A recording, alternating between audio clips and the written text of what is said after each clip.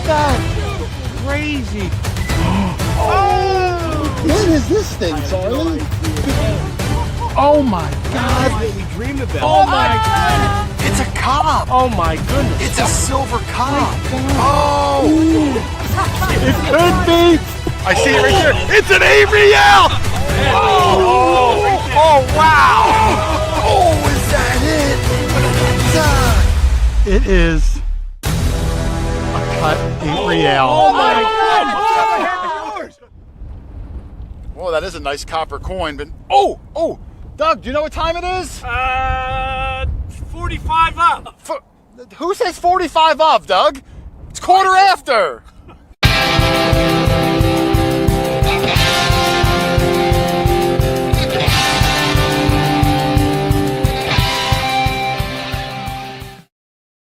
Who says 45 of, Doug? Nobody, but it's quarter after. And welcome, everybody. Thank you for coming.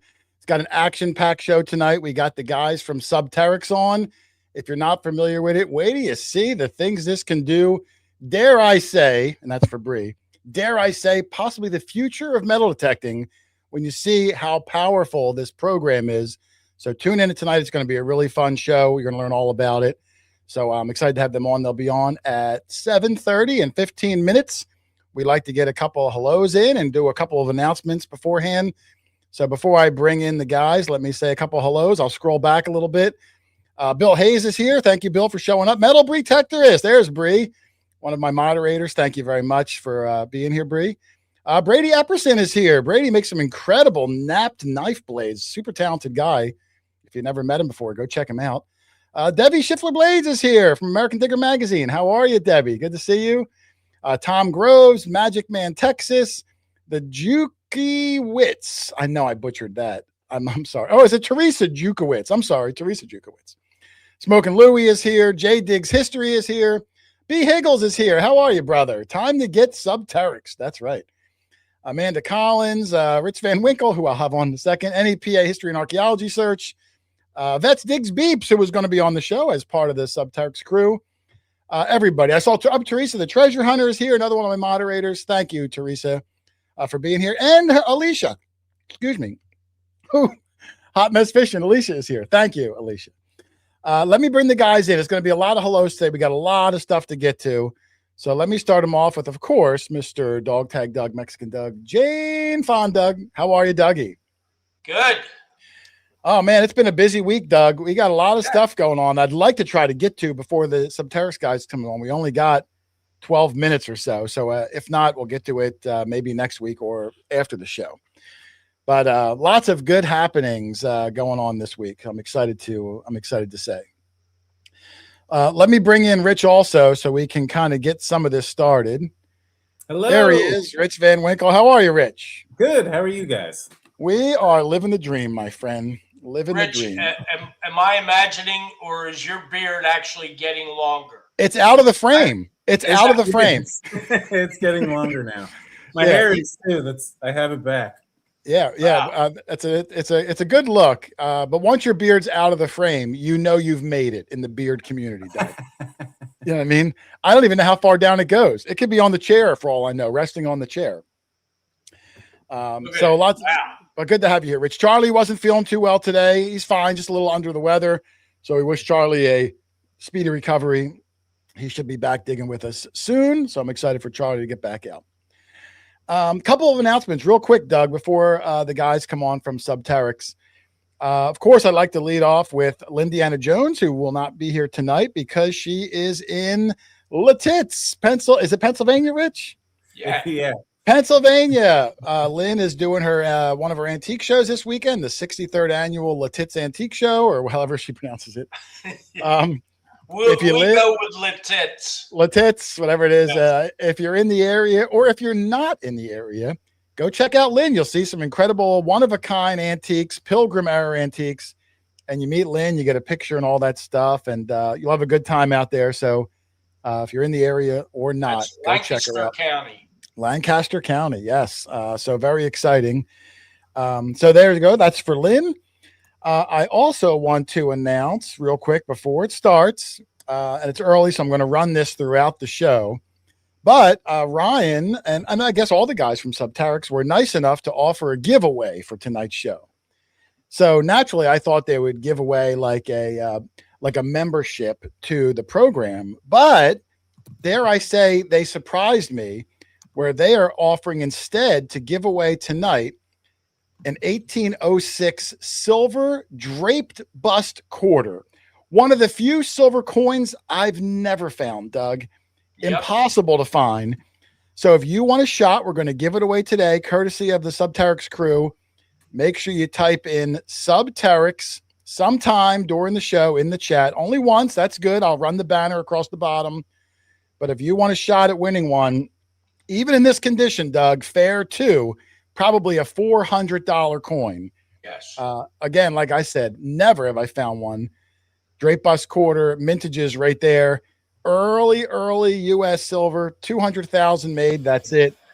So they were nice enough to give one away tonight. Obviously later tonight. I'm not going to give it away right now, but you won't know when. So if you're watching the show and you leave and I call your name, well, you don't win. If I call your name, you got 1 minute to type your zip code or say I'm here. You know how it works, Doug.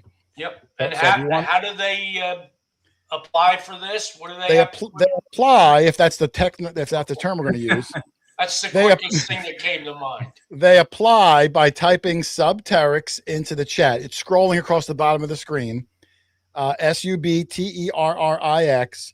And you have to type it correctly. Not that I'm being a stickler, but the software, that's how it's going to work. It's going, yes. So type in Subterrix in the chat and you will be entered. We will give it away.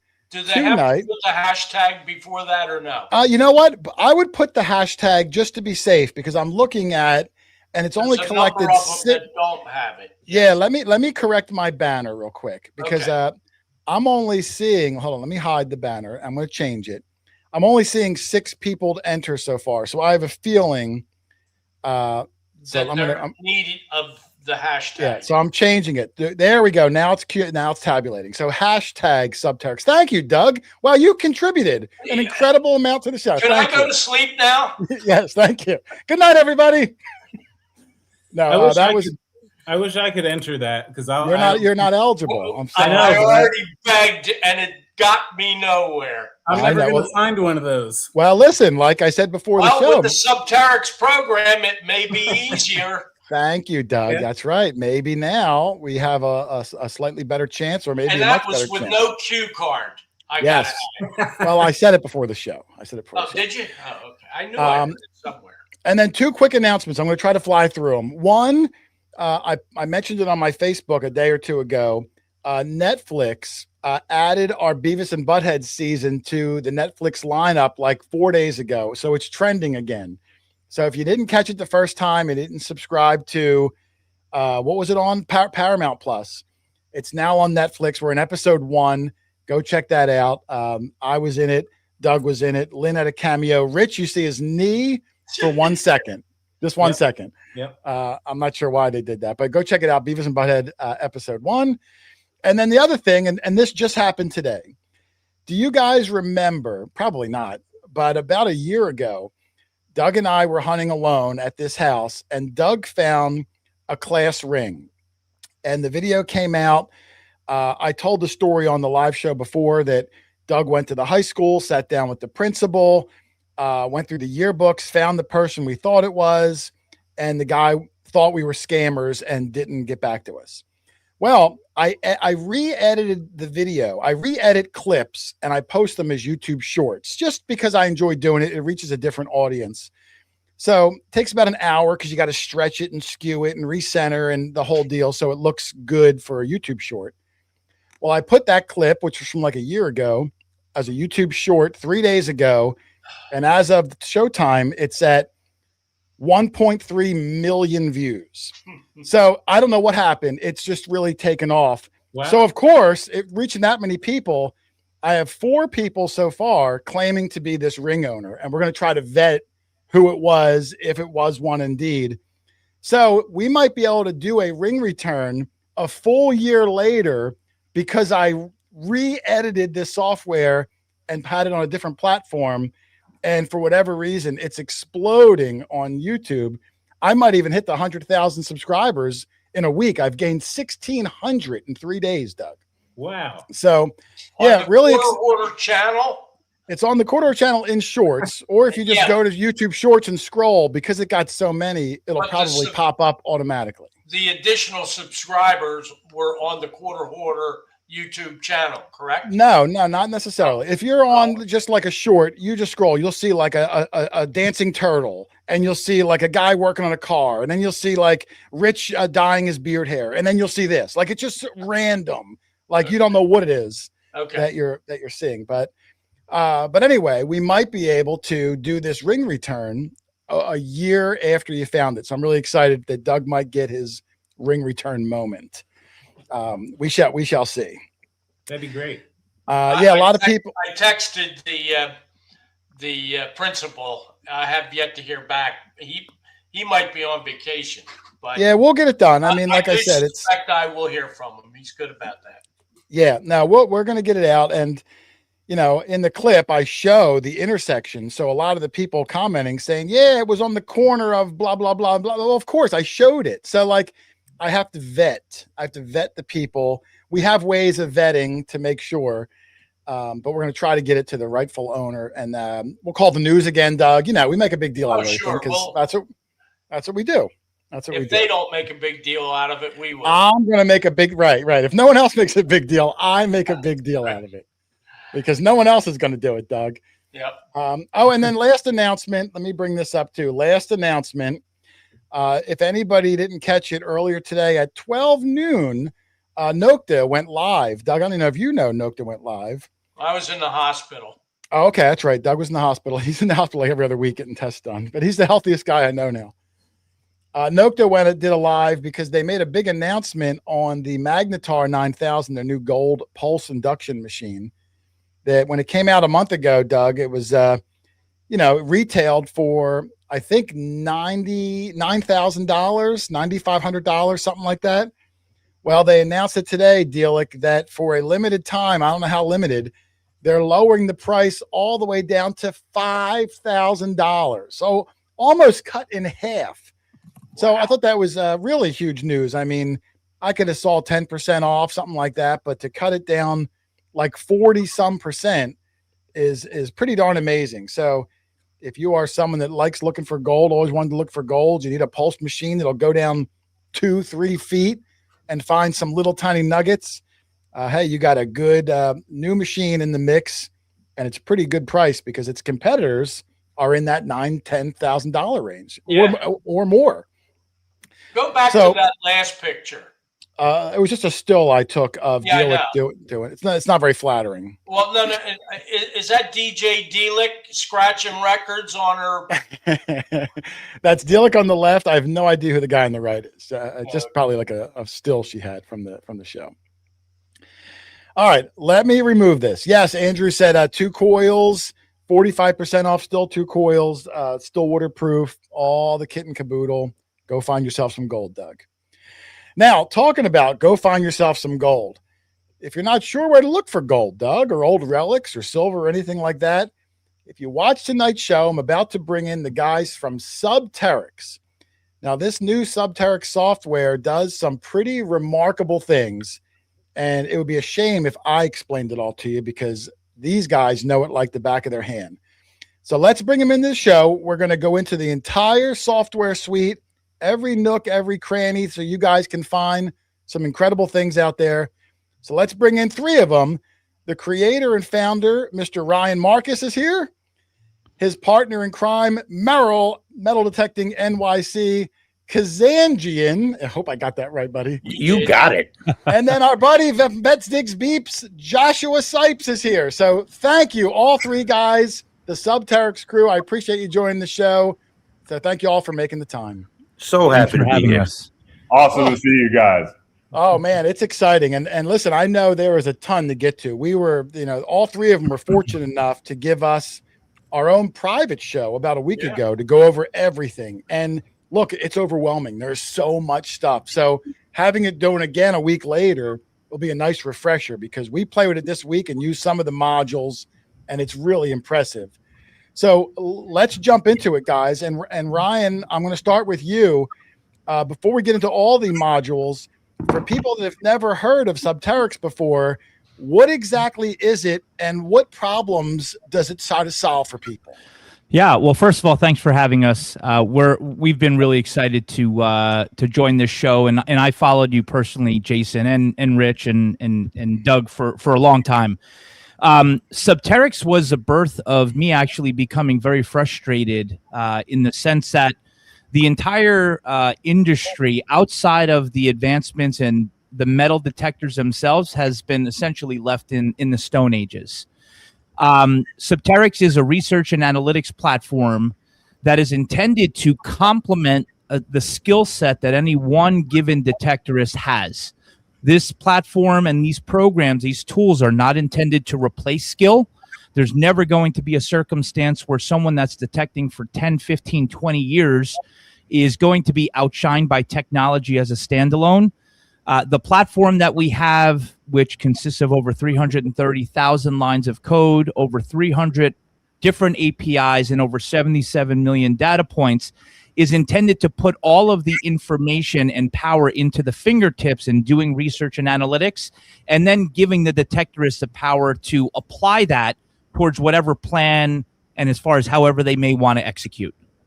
Well, he makes it sound scary and intimidating. It's not. It's not. We're going to go over all the modules. Ryan is nice enough to share his screen out. I'm going to bring it up here so everyone can see it. So if you want to follow along, you can go to subterrix.com. You can see it right up there, Subterrix. Create an account. I believe it's free to create an account, and you do get a lot of the modules for free. But you're welcome to follow along on your own screen while he's explaining them, or just watch. We're going to go over everything. I'm going to kind of hand the keys over a little bit to Ryan and Merrill and Josh to go over everything. So Ryan, break it down. Let's jump in. Let's see what this software can do. Sure. Well, it's ironic that you were talking about a gold detecting machine just last week when Merrill, Josh, and myself were live. We actually had the benefit of announcing that in just a couple weeks here, we're going to be launching what is our most powerful tool in the entire detecting arsenal, and we call that paydirt. We've covered a ton of tools that do a lot of the research and analytics for metal detecting coins, relics, beaches, all sorts of ground environments. What we had been working on the entire time is by far the most complex, and that is detecting for those that are prospecting to find gold. And what I'd like to do is just take a couple minutes and showcase it. It's not live yet. It will be live on July 15th, but just take your viewers through some of the complexities and actually see how easy it is to use, although the technology behind it probably can fly a jet. Wow. Yep. All right, let's see. Go ahead. If you want to go, I'm going to put it full screen so people can see. Now, this module might not be available yet for them to follow along on their own if they have Subterrix open. A lot of the modules will. This is going to be a new release in about 3 weeks. So this one you might be able to watch now, get a preview of what's to come. But go ahead and did I close it out? Nope. I had to reset it. So anytime that you're doing a search, there's always going to be a very similar or identical way in which anyone can get access to a location. They have the capacity and capability of entering a latitude, longitude. They can simply type in an address, although a lot of detectorists know that there is no legal address for it. Or in many other circumstances, they can simply just drop a pin, right? We have a national map. You can zoom into any location that you may want. You can drop a pin at the location. I've dropped a pin on a location. This is actually in Northern California. It's a perfect example for us to be able to leverage here. So right off the bat, what we're going to do is put the power in the detectorist's hands and give them all of the research and analytics for them to use themselves. I'm not going to go through the science behind all of it. There's plenty of it, and anyone that wants to geek out, you're more than welcome to reach out. But we offer 4 different views of essentially of the terrain. Here we have elevation, obviously with red being the highest point and blue, right, where you can see this depression here, the darkest blue being the lowest, right? Yellow, orange, and the other colors are in between, a little bit of green, right? We have the ability here to change the vertical exaggeration on any parcel of property without it promulgating or getting hazy, right? We'll just leave it a little bit accentuated. I then can immediately switch onto LiDAR, right? And if I wanted to, click on the high-res relief, which will get us about 1.5 meters above ground. And the difference between this and our iLiDAR tool is that this is a model. This isn't actual live imaging. The difference, though, is that there's no disruptions and it doesn't pixelate even when you zoom in. There's great detail here. Okay. Wow. So we have and I'm going to go through the actual gold part in just a minute. We also have the ability, and we're really the first to be able to do it, to take a map and overlay that so cleanly onto the parcel of land, right, that we're virtually able to create an exact replica of that parcel, right, all the way down to where the shrubs are in the ravine area. Right, even the differences in soil can show from the top. Okay, so that is the satellite, and then lastly, for those that might be interested, we also align here historical topo. Right, to me that actually looks like a marshmallow. I kept it there because it just looks fun to do when it. Doug, don't lick the screen, Doug. Don't lick the screen. Okay. Moving on, for some detectorists, and we see here, this is a 300-meter square block, right? That's a standard that we give. But if someone wanted to actually double that, they can expand the area and take a look at what that expansion looks like. So all you have to do is essentially click a button. It's as simple as that. And what that's going to do, and I'm just going to change it to satellite so you can actually see the difference as the terrain is changing and expanding. So just give it just 1 second here, right? It'll end up expanding to 2 times the size of the 300 radius square, and then even if I wanted to make it even larger, to look at the entire terrain, which will end up being about 600 to 700 meters across the surface, we have the ability to do that, and it's literally anywhere from 5 to 10 seconds to clarify, and then to end up giving the detectorist any type of inference. So we'll just wait for that to happen. There we go. So this is that entire area as we're expanding it. Now, we haven't even started talking about gold, but I'm just going to show you guys some other features. In our environment, right, or in any user experience, we always want that experience of our users to be the best possible. Some people may like the contrast between, the ground and the black surrounding area. But Jason, maybe some people like viewing it with sunlight, right, during sunset. Some people prefer to see it in the dusk. Some people prefer it just against white or have daylight. They have the ability to change any of that, okay, and really just kind of customize it to their experience. On top of that, if I click on LiDAR here, right, and I go back to night, what I also have the ability to do, and this is where some of the real tools start kicking in, I can click on raking light. And what's going to happen is it's going to show the difference of what that parcel of land looks like 360 degrees, which is 1 full rotation of the Earth around the Earth with the sun, to see what that looks like at all different times of the day, because they could potentially identify an area or an anomaly that they like. Wow. Right? So we have the ability to rake light. Okay. We can just turn that off. Right. We then also have the ability, and I'm just going to do this for effect here. I'm going to go back to satellite here. I'm going to reduce the exaggeration. I'm going to zoom in a little bit. And in gold, placer flow is incredibly important. So what we're doing here, right, you can take a look at, and this is not identifying streams that exist. What this is showing is that based on the terrain, if water were to be flowing, what direction would it be flowing? Where would it be flowing? And these orange inferences here are identifying changes in a straight line or a curve, right? Where gold, which is essentially heavier than most sediments, could potentially end up settling itself, right? So we have the ability to do placer there, right? I'm going to shut that off. And then kind of the $1 million moment here, I have the ability to then click on scan for gold.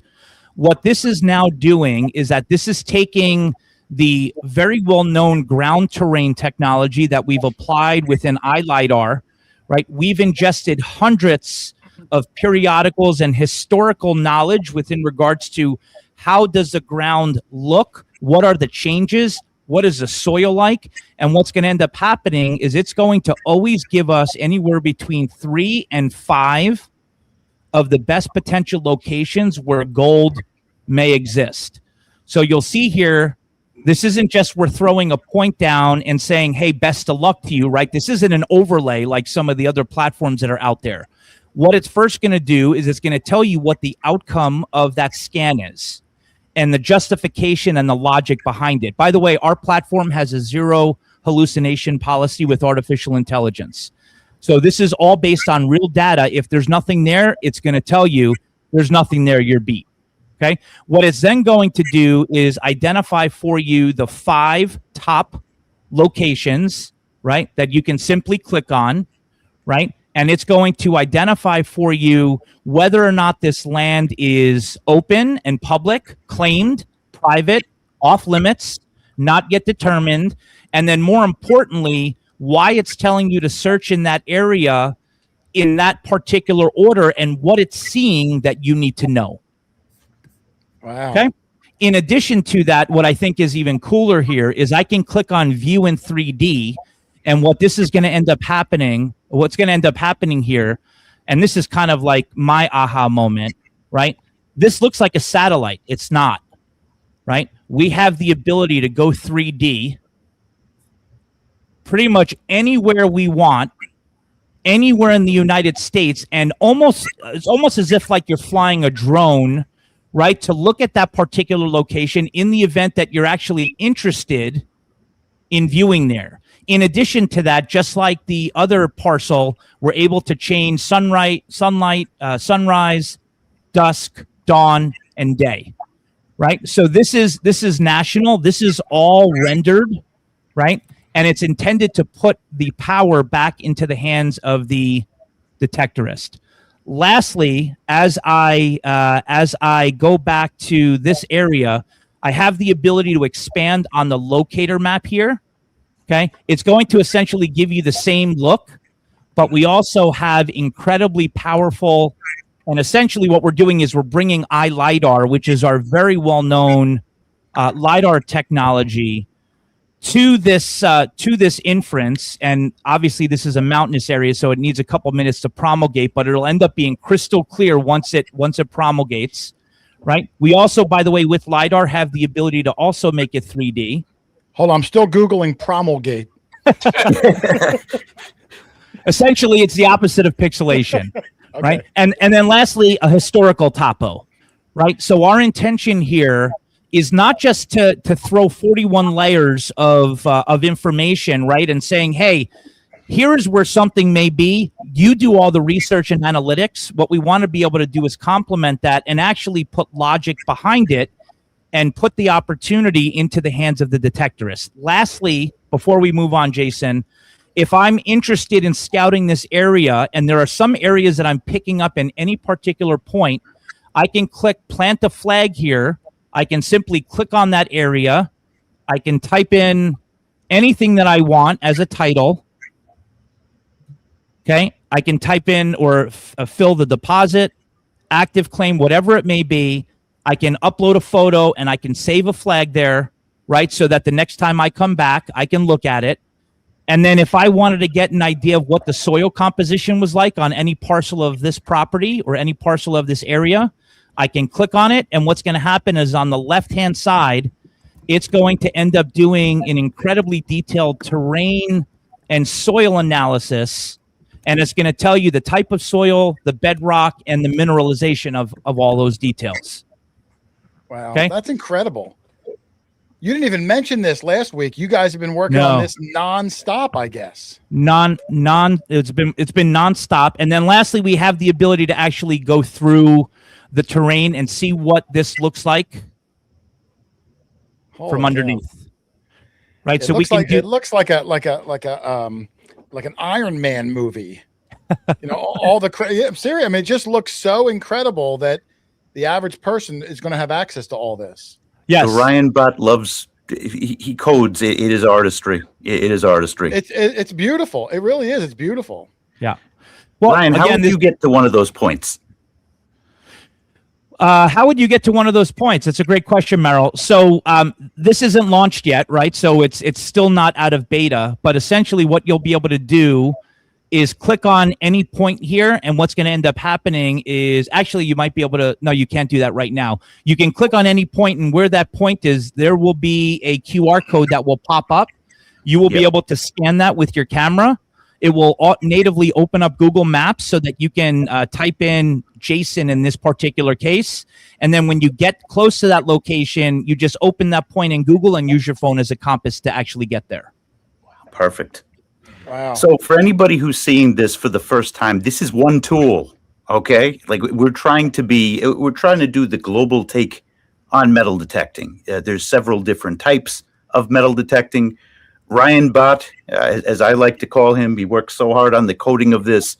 We're trying to be very global with this. So whether you're a relic hunter, if you're searching for searching on the beach, Civil War, whatever it is, there's going to be a type of detecting for everybody. You just saw one tool, and actually one tool that's not released yet.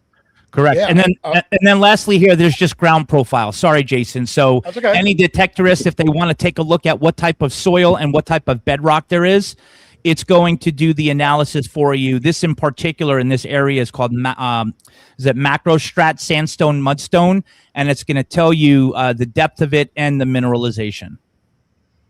Well, that's incredible. I mean, the program, I'd have to imagine from a total layman's perspective, it must interface with all of these like governmental other programs to constantly be pulling this data and collecting so many things in one site to really give the detectorist a huge advantage over what we had even 6 months ago. Yeah, there's over 15 APIs, over 60 direct sourced databases, and about 75,000 lines of code that this program alone taps into. And by the way, it's unlimited in search. So there's no cap on it, right? There's not a number of credits they can use. This will be separate from the elite membership, but it's unlimited. There's no caps on the number of times you can do a search. There was a great comment. Sorry, Jason, go ahead. No, I was going to say, we didn't even get into credits and how, like, what costs what. But it sounds like what you're saying is regardless of your membership level, you get so many of these for free, irregardless. Correct. So I just saw this comment. Can you send this to them guys on Oak Island? They need it. LOL. Nice comment.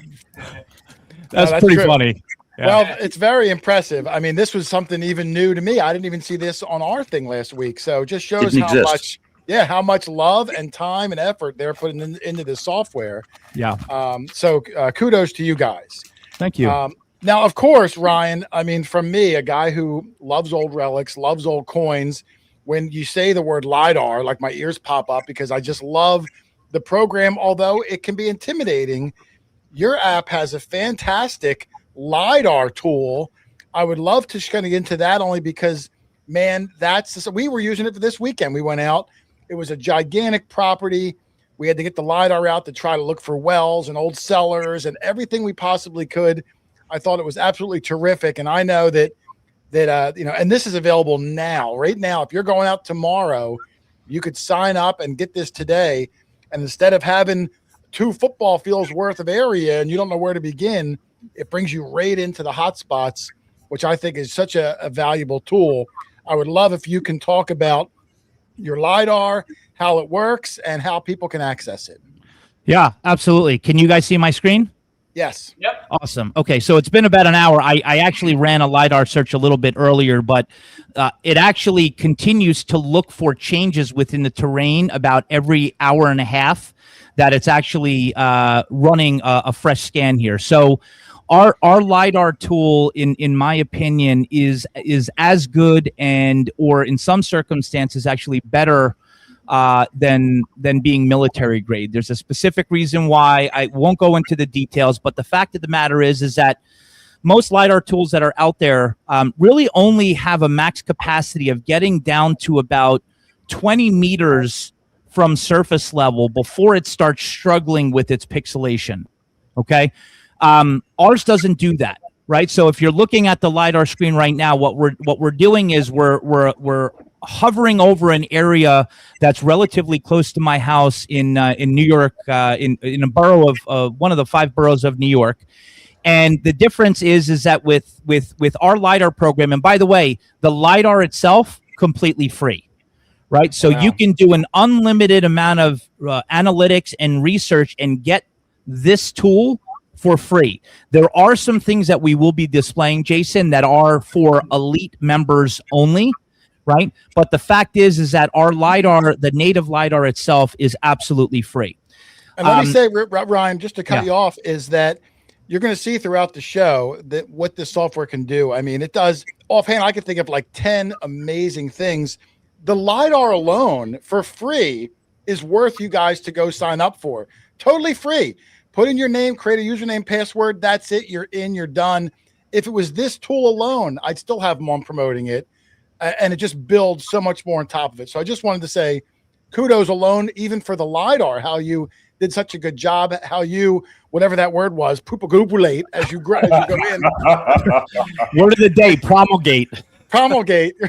So, but I didn't mean to cut you off. Yeah, no worries. Take the ball back. No worries. So all I was trying to get at here is that we're about 25 meters above ground level. And the difference between our LiDAR, and I'm just going to go in slow, what you're going to notice is as we get closer, right, the LiDAR itself will continue to clarify to ensure that it's giving us the absolute clearest view as we get closer to the ground. So it doesn't end up pixelating. It just continues to clarify till we get about 5 to 7 meters above surface level, right? So most LiDARs just natively, right, whether it's public, private, API or not, will not get this close.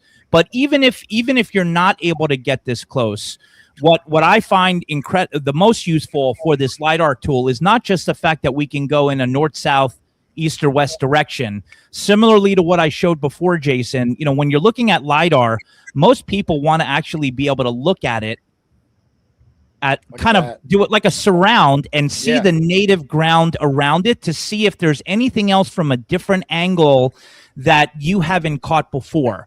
Right. We don't lose pixelation. Right. It stays exactly where it needs to go. Right. No matter how fast you're moving it. Right. On top of that, if there was anything that I looked at, let's just say right here, right, this little area right here or right here, I can click on high res. What that's going to end up doing is it's going to create a crosshairs and a radius around it. And I'm just going to back up to show you. I'm going to click here, and what this is doing is something that no one's ever seen before because, quite frankly, no one's been able to do it as well as we have. And our chief developer is on the line here, and I'll give him all the credit in creating it.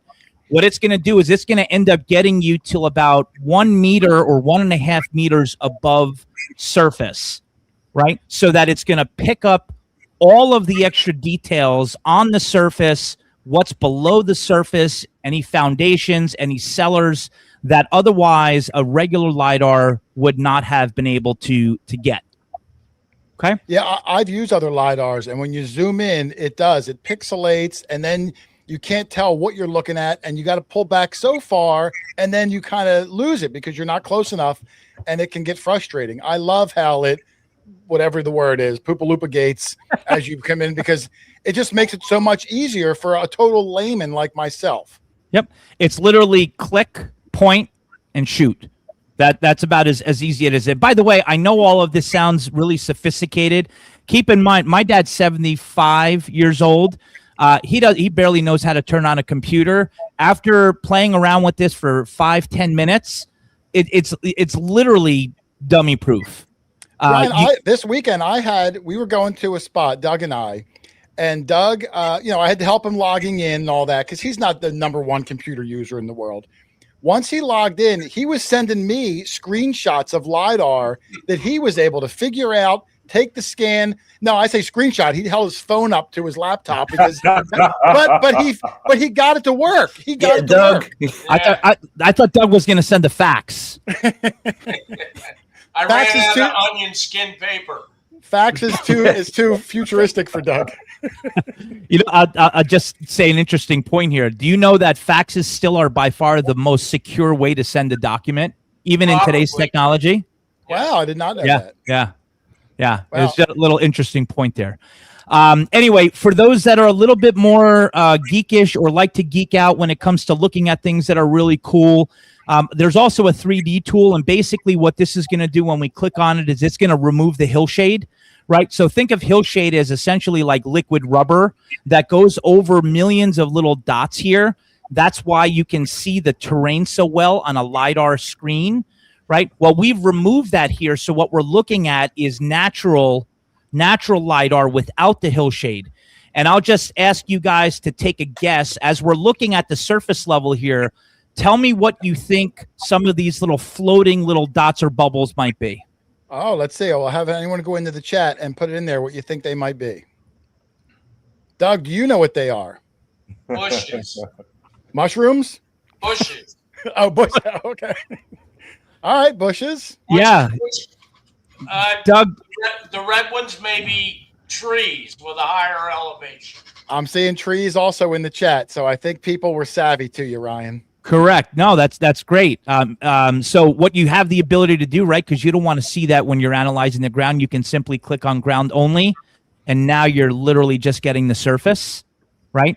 You have the ability, and I'm going to show you in just a second, but we're going to change the point detail a little bit. We're going to sharpen the edge just to make it a little bit brighter, right? So we can take a look, and obviously, just like last time when we were looking at the gold, the lower levels are blue.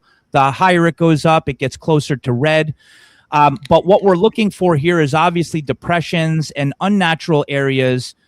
When we do this, this is kind of like the aha moment. We have the ability here to manipulate the ground and actually change the height scale to actually see in an accelerated and an accentuated way what the ground really looks like, because we are looking for anomalies, right? And what makes this so special is that we do a reverse image to be able to actually see what the surface would look like from underneath. That's Right. incredible. Okay, so this is a little bit more advanced, right? It's just a little bit more advanced, but the fact of the matter is that, you know, we want to put all the tools and the resources in the hands of the detectorists to be able to make their own decisions, right? As I move over to the left side of the screen, this is an elite feature, and I'll say this just generally. LiDAR is really cool and beautiful to look at. The problem with LiDAR is that 99% of people, including myself when I first started, had absolutely no idea how to read it, right? Or what to look for. Well, technology has become so advanced that if it can literally, you know, send a human, into space and to slingshot around the moon, it should be able to read terrain that are here, that's here in on Earth. So what it's doing here is that you'll see 3 points on any LiDAR scan. And similarly to some of the other tools that we'll be showing, what it's doing is it's doing a terrain scan and saying, hey, Jason, based on your location, there are 3 areas or points of interest that scored really high based on our terrain analysis. These are the areas that we think that you should focus on, and here's why. Right, this first inference here is identified as a multi-signal depression and ridge convergence, right, which could potentially be a possible cellar hole, well, or root cellar, right? It'll then show the second point, which is potentially a mining flat area bench or an area flat bench, right? It'll also give you some instructions as well, right? For example, grid that flat area systematically. This is the most likely activity zone. And then the third is a church vicinity level terrace, right? So it's going to tell you where you should focus on. The red blotches on the ground are secondary and tertiary locations that didn't quite make the top 3, but it's saying, hey, there could be artifacts here based on what we're reading. It's just not as good as the 3 points that we've identified. You may want to take a look here. Now, Ryan, let me interject real fast, because Sure. I know what Doug and I were doing. We were playing around with it. We brought up the LiDAR. We saw the different points. We read about what the points might be. And then we were able to overlay a map to see if those points were in our permission area or not. You can actually overlay different maps and you have quite a plethora of historic maps and modern maps. Can we talk about that a little bit, where just looking at LiDAR without seeing road names, you might not know where you are specifically, but you have tools to help everyone even navigate those waters. We do, and you're probably referring to our Explorer tool, which is really, it's really, Jason, it's the kind of entry point to Subterrix. So I'll say I'll say first and foremost that the Explorer tool is completely free, and it will remain free into perpetuity. Okay. It's really kind of just the entry point where we'll give you some free AI scoped work, right? So on the Explorer tool, you could essentially type in any address or put any latitude, longitude. It's automatically going to do an analysis. And we want it to do the analysis because there are AI inferred details and data that it's going to point out to you. And then based on that, you then have the ability to overlay a bunch of different tools onto it to see, are there any differences between, let's say, a 1924 historical satellite image versus what the satellite looks like today, right? So we're gonna let it do its thing here. It's gonna take about 15 seconds. I won't use the word promulgate, but it will take about 15 seconds to load. I'll tell you what, Ryan, why it's loading, I want to just make an announcement again. If you came in late, Ryan, I'm going to minimize your map for just a second. Ryan was nice enough, and the Subterrix guys were offering a giveaway tonight, courtesy of them. We're giving away the 1806 silver drape bust quarter, incredibly rare, that none of us have found. You see it scrolling at the bottom. If you type in hashtag Subterrix, you'll be entered. We're going to be giving it away later tonight. So I want to thank them again. So while that's loading, if you didn't enter already, make sure you enter for a chance to win one incredibly old constitutional silver. Awesome.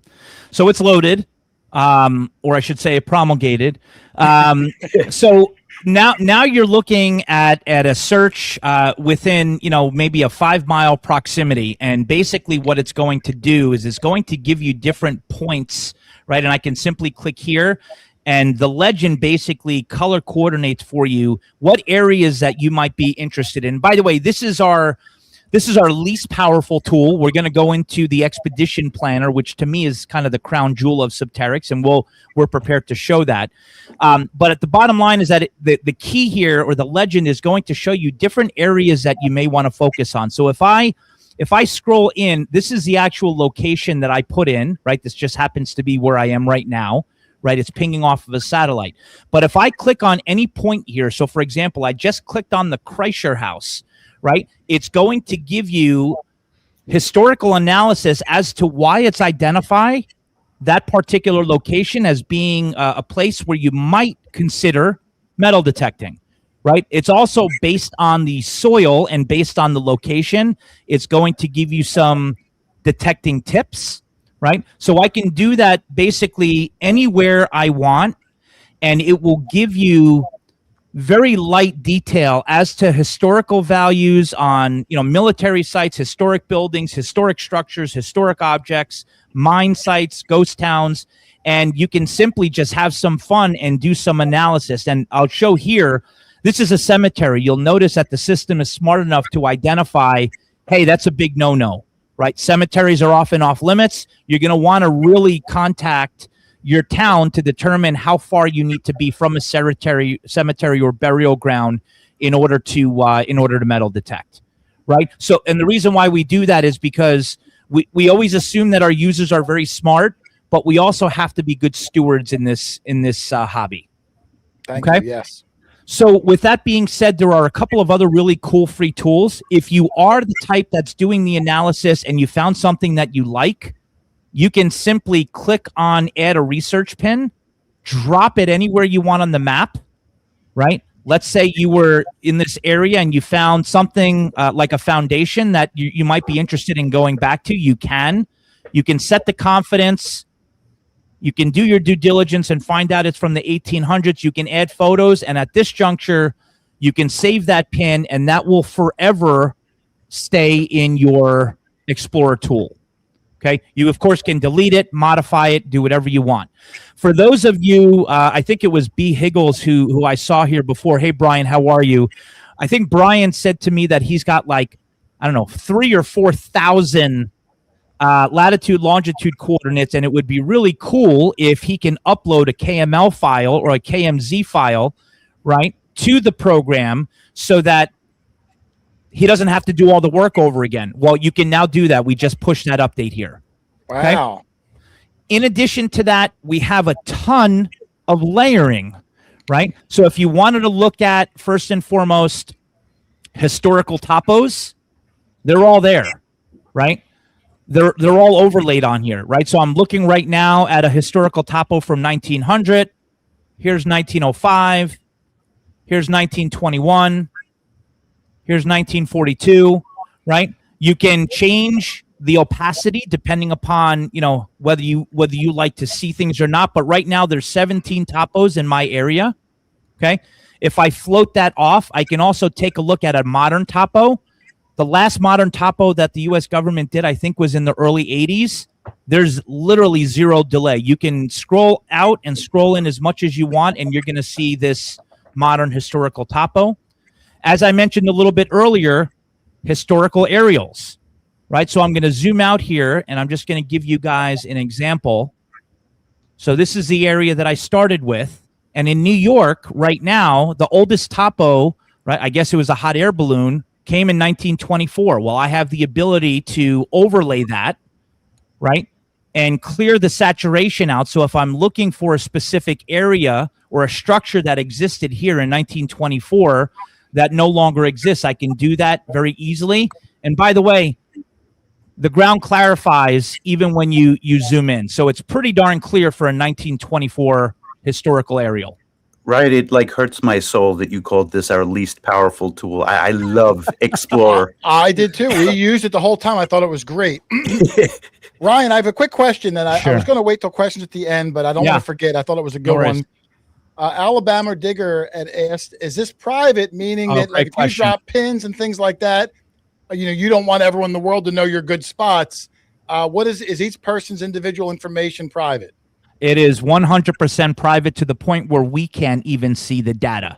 The only thing that Subterrix has the ability to do is identify if you've run some type of a scan, but there's not a point, there's not an expedition plan, there's not an iLiDAR search, there's not a single occurrence when anyone here or any user, even if they're free, right, nonetheless an elite user, does any type of search or scan where we're collecting that information. All of that is triple layered protected, and we automatically not just encrypt it, but we delete it from our database and the server that is pulling the data as far as the location. So we see absolutely nothing.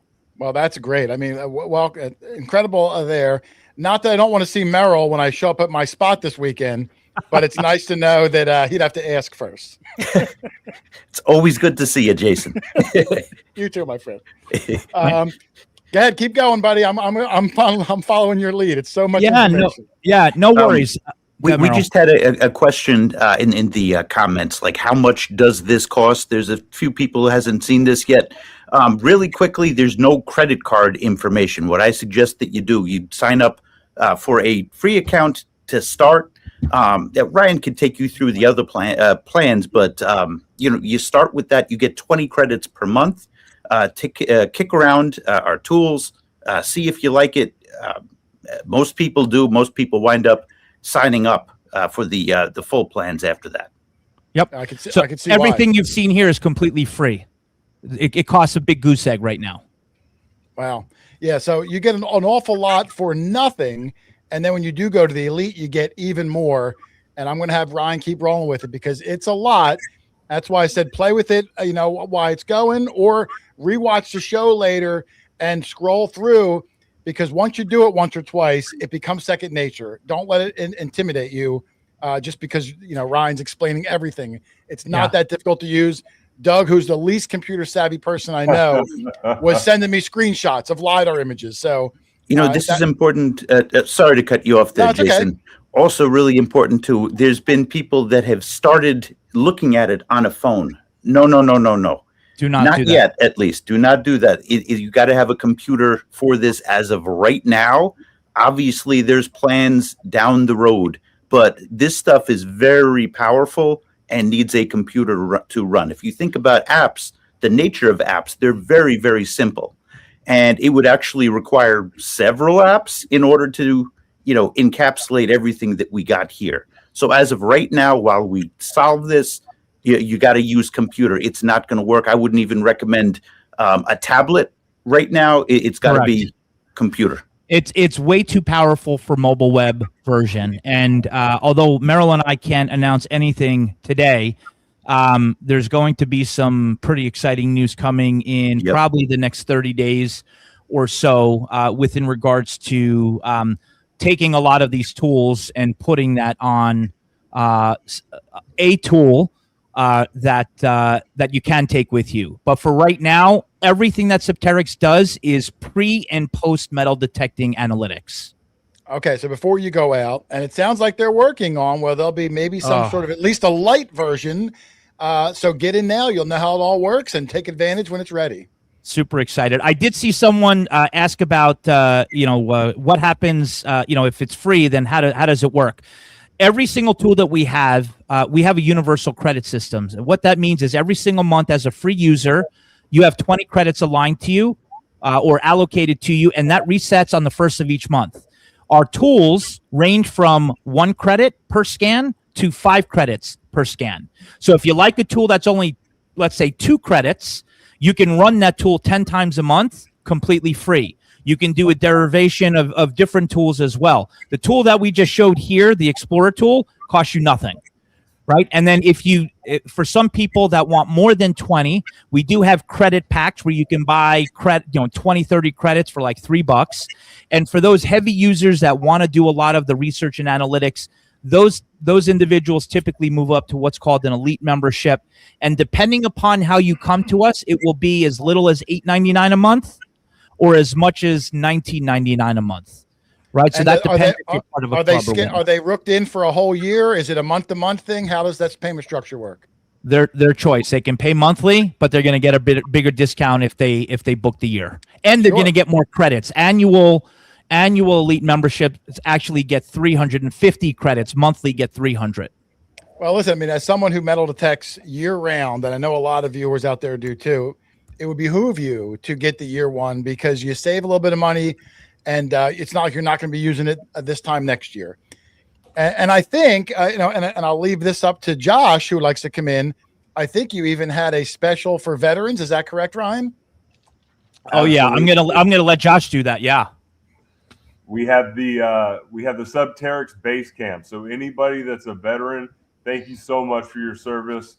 It doesn't matter if you're active now, if you're a veteran, if you're retired, what it is, what your branch was. All you have to do is upload a copy of your DD-214, VA ID, military ID, any of those will work, and you will automatically get 100 credits every month, absolutely free. It's the least we can do to say thank you to all the things that, so many of our brothers and sisters have done for our nation. Absolutely. Yeah, and if you're not familiar with Josh was the creator of the Vets Digs Beeps lanyards that we use. So everything Josh does is always in support of our veterans. So kudos to you for doing that to the most resourceful of all of us who are so important. So thank you guys. Thank you. Yeah, it's our obligation to pay back anything that we could, and I am happy to share. And I shared it this morning. In less than 30 days since we launched Basecamp, we have over 125 veterans using Subterrix every day, where they're getting those 100 credits. I saw some in the chat. Yeah. There were some in the chat thanking you guys. So Yep. I do appreciate that. Awesome. But I'll bring this map back up. Let's keep rolling because I know there's a lot of stuff that we haven't even touched on. Yeah. So we're going to get into some of the more powerful stuff now. I think it's probably best that we move on to the Expedition Intelligence Planner. So you guys should see the landing page here. I already ran one in advance, but I did want to reiterate to those that haven't been on or aren't familiar with this. This is a pre-metal detecting research and analytical tool that was really the genesis for creating Subterrix. I often found myself incredibly frustrated having almost zero information available to me at my fingertips to determine as to why I may want to metal detect in a specific type of area or at a specific type of location. So you can simply come here. There's multiple ways to get access to an expedition plan. You can simply, just type in your legal address. It will populate it for you. You can enter latitude, longitude. You can click a location on a map and zoom in and just drop a pin, right? Or if you just want to do it just right where you are, you can click use my current location. You'll also identify for the platform what it is that you're looking for. You'll identify what your trip duration is, and then you're simply just going to click generate plan, right? This is the outcome of what an expedition plan looks like. By the way, this is 2 credits, and I'm gonna go through this, and I'm gonna try and breeze through it because it's probably the most informative of any tool, right? First and foremost, as we pop open the map, the red pin that's centered is basically the exact location of the area that I'm looking to search for. The pins around it are points of interest that tens and thousands of data points that have been pinged came and stitched back with and said, hey, Ryan, as a detectorist, if I were you, these are the areas and this is why I would want to metal detect here. So the very first point, for example, and this is a local park about 5 miles away from my house. I'll click on it. You'll notice here that it's pulling data saying that this very location has been documented to have been a military skirmish site during the Revolutionary War. That's pretty cool. I'm going to want to metal detect there, right? Yeah. It happens to be just outside of a public park where it's completely legal. And we'll get into the legality of things in just a little bit. The second point here is 446 meters southeast of Centerline. There's a historical structure here that was originally the Corson family stone chimney and hearth, right? Dating back to, the 18th century, right? So you can virtually click on any one of these pins and it's going to pull very concise data and have you make informed decisions as to whether or not those locations merit your time in going out there to dig, okay? As we scroll down, any single one of these target zones that I click on are going to connect and automatically sync with the locations. So, for example, if I was most interested in this Battle of Staten Island Revolutionary War skirmish, that's great. But how do I get there, or how do I know how to find it? Well, as I said before, for this particular report, you can click on the phone icon. It's going to give you details of that particular location. Again, we don't expect everyone to remember everything. Scan the QR code. It will natively open up in Google Maps. You can save that location as, the Battle of Staten Island site. And then when you get close to the location, you open up the map, go to that area, and it will help you navigate directly to this point. Okay? In addition to that, we also incorporated some of the similar things that you saw earlier in the Explorer tool, right? We have a historical aerial, and the difference here is that there's 2 ways that we offer it, right? One is a side-by-side where some people prefer. The other is an overlay where you can saturate and unsaturate the area, okay? So if I zoom in and I see a specific point, right, or a structure that existed in 1924, let's just pretend that this is something, right? Right now, that's nothing. I can simply click on it with the crosshairs. It will actually create a custom QR code, not one that's baked in with the other points. And I can use that and end up getting to that location anytime I want. Okay. As I scroll down here, it's then going to give me the native score. Everything that we do is out of 100. It's going to tell you why it scored 65, right? The breakdown is here. That location or that area out of 100, historical proximity, it ranks 70. Military activity, it ranks 60. 55 on recorded evidence, 65 on settlement patterns, 50% on terrain features. And then what it's going to do is break it down a little bit more, give you the information on each and every point that we were looking at before, right? It's going to tell you what you're likely to find based on that location. It's going to tell you the approximate depth of what you should expect to find as far as the depth of the relic or the coins. It's going to give you the suggested metal detecting pattern, right? Whether it be a sweep or some other type of strategy. It's going to do a back-end LiDAR scan and tell you what the ground is saying, right? Where the dips are, where the travel routes might exist.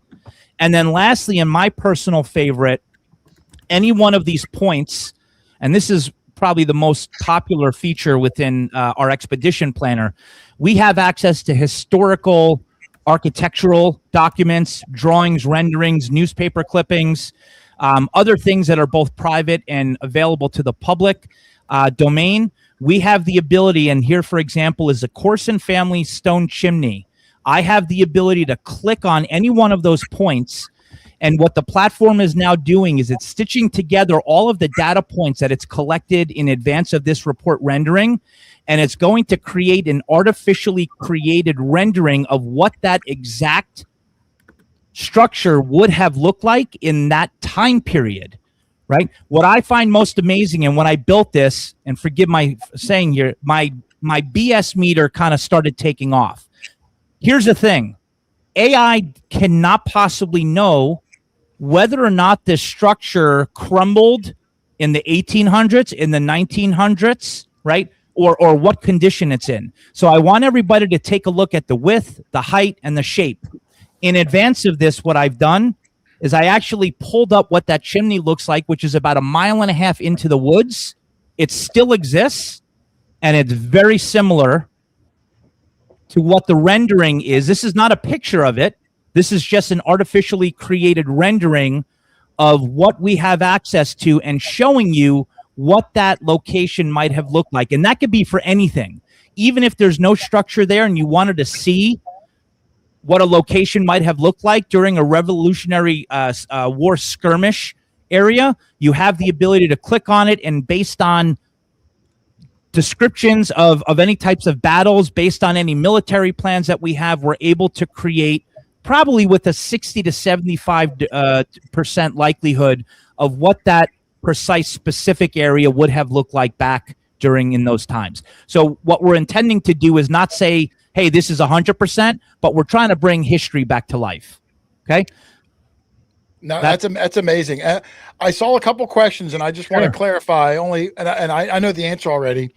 People were asking, hey, it's great. It works in New York, big populated area.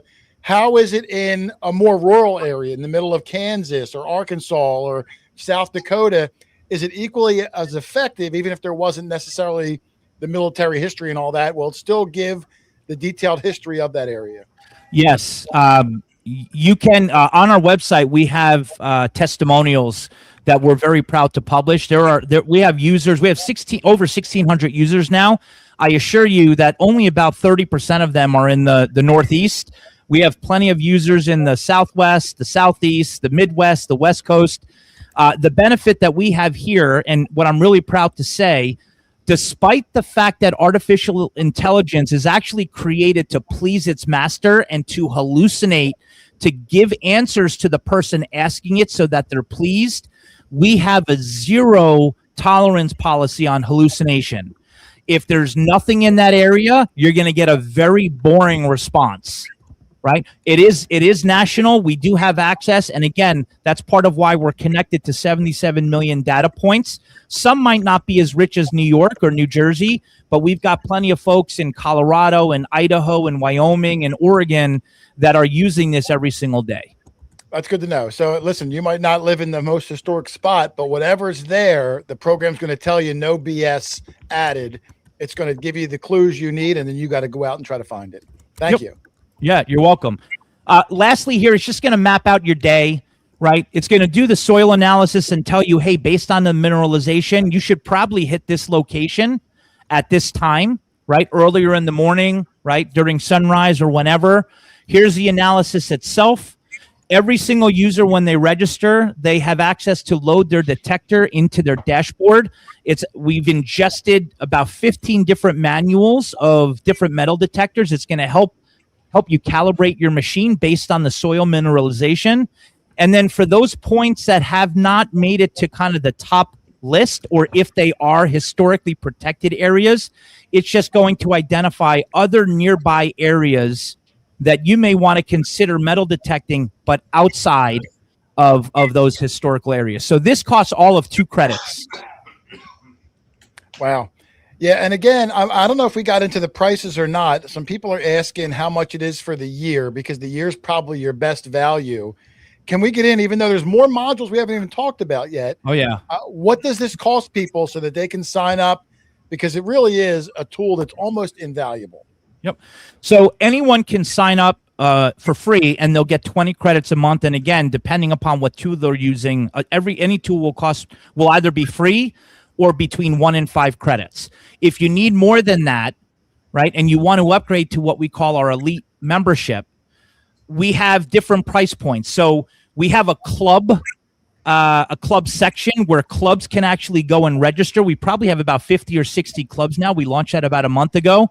The benefit is if your club registers, not only will the club get 100 credits, but the club's activities, right? You can do an expedition plan, and it integrates with the club members so that you can assign different people to different areas, right? We also give 20% back to the club on all proceeds. If you're going through a club and your club is registered, we charge $8.99 a month, right? Or $89.99 a year for Subterrix. Through that, you will get a minimum of between 300 and 350 credits per month that reset on the first of each month. Wow, that's a lot of credits. If you are part of a club, but your club isn't registered with us, meaning they're not using the tools that we're giving them, well, we still offer a discount, but we charge $15.99 per month, right? Or I think it's $139 a month. $139 a year if you're part of a club, but they're not registered with us.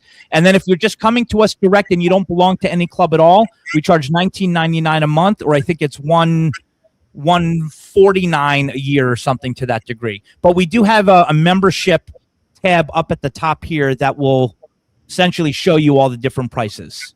Yeah. Yeah, everything is available right on you'll see across the top there as he brings up the Subterrix screen, your tools options, your price options, other things we haven't even gotten to yet. So I'm going to hand it back over to Ryan and try to get through it all. Yep. We're going to breeze through this one, but I think everyone that's listening here is going to either love or hate this tool.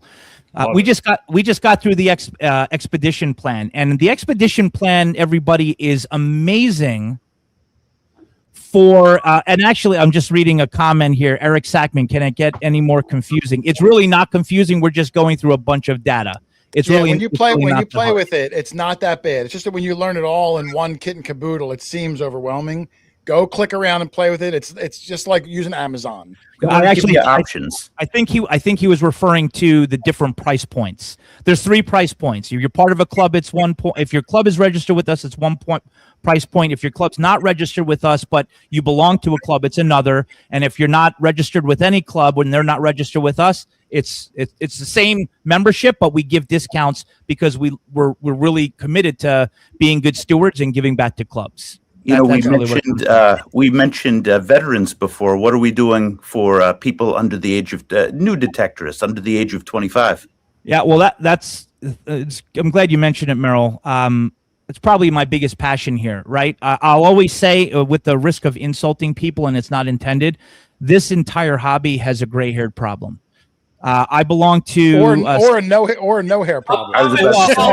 You don't see any hair under my hat either, Jason. So I belong to that club also.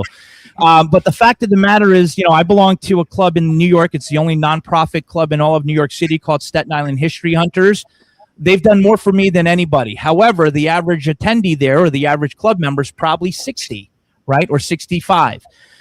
For this industry and this hobby to continue to not just move forward, but to thrive, we have to bring the next generation into metal detecting, and the next generation is going to demand the utilization and application of technology. So we created what's called the G2 program. So if anyone's out there and you have kids or grandkids that are between the age of 13 to 25, they can apply. If they're under 18, it will require a parent receiving an email and giving them permission, but we allocate 60 credits to anyone under 25 each and every month, and they replenish each month because we want the younger generation getting into detecting and using the tool so that they can go out there and enjoy this hobby. Wow, fantastic. Fantastic. All right, I Okay. think we covered the pricing, but maybe we'll circle back at the end if there's more Sure. questions. Let's try to have Ryan keep going because there's still more tools he hasn't even gotten to yet. Yep. So again, we're going to breeze through this. So the Expedition Planner is really a great tool for when you know of a specific area and you want to determine, is it worthy of my time and the drive? We've had a lot of people reach out to us and say, hey, that's great, right? The problem is I have no idea, or I can't even begin to think of an area where I might want to metal detect. So I wanted to be able to do was to take the Expedition Planner, which we just showed, and turn that onto its head, right? And do all of the research and analytics first. So Deep Strike, and it says here by Merrill, this is actually I was going to say, could you say the whole name of it? Yep. Deep Strike by Merrill. I did that in honor when Merrill became a partner. When we launched this tool, Deep Strike is a tool that you can essentially type in a city, a state, a county, a zip code, an address, and what it will do is it will scan an area for you. And actually, I'm going to do one live here, right? I'm just going to type in, for example, I'll just type in where I am. You know what? I'll actually do, I don't know, Philadelphia. Yeah, do my area. Thanks, Ryan. Yeah. I didn't know you were in Philadelphia proper. I'm right? only kidding. I'm only kidding. All right. So you just all you literally do is just click on that, and what this is doing is all of the technology that's on the front end of our expedition planner. Actually, hang on one second. I don't know what happened there. It didn't like the pre-populated area. I'm just gonna for the sake of time, I'll run it here under mine. And while he's running that, again, I'll remind everybody, if you want to get on the giveaway, the Subterrix guys are giving away an 1806 silver drape bus quarter. You just got to type in hashtag Subterrix in the chat one time, and we're going to give it away by the end of the show. So make sure you get your entries in, courtesy of the Subterrix group. Yep. So this is scanning right now. You literally type in any zip code or area. I just happen to have typed in a city. I don't know why it didn't like Philadelphia, but we'll check into that. And what it's doing is all of the technology that was on the front end of an expedition planner is really running on the back end of Deep Strike. So right now it's analyzing everything from LiDAR scanning to historical to military skirmishes, and it's putting together a list of local detecting areas that are within a 10-mile radius of your house, and coming back to you with not just the top 3, but the analysis that it's doing on all of those locations. So based on where I am, the top 3 are shown here, but it actually showed 30 locations, right? So here's the center pin. These are all different locations that it's pulling data for and saying, hey, why did we pick this spot? Well, we picked this spot for a number of reasons. There's 17 documented historic sites within range, which indicates sustained settlement activity. It's going to do a score breakdown on terrain, the historical significance ranked 20 out of 30, foot traffic, soil quality, point of interest proximity, accessibility. It's going to reference historical intelligence tied to that area. We're going to do a terrain analysis and field guidance. The land ownership you're able to actually do if you click this button here, but it's going to rank all of those on the left-hand side. So an A+ or 95 is the number 1 location, right? And the worst is ranking a B+, which is Hoffman Island, which ranks a B+ in 73. But it's going to pull all the data and say, if you were to go detecting, here are the top 30 locations that you may want to consider getting boots on the ground. That's Deep Strike. Wow, that's incredible. Okay. Any questions there? Anybody got any questions about the Deep Strike before we move on?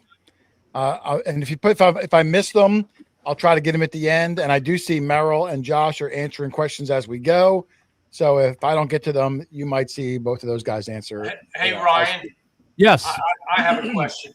Is this program only accessible in the continuous or contiguous United States, or does it include Canada and Mexico as indicated in that map you put up? Doug, that's a great question, and I love you for asking it. If I had the time to be able to stop building tools and expand into different countries, I'd be a very happy man.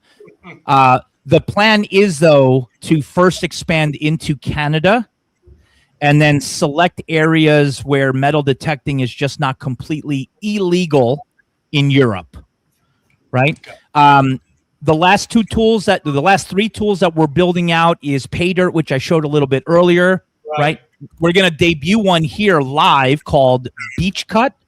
And there's another one that I'm working on with a very famous detectorist.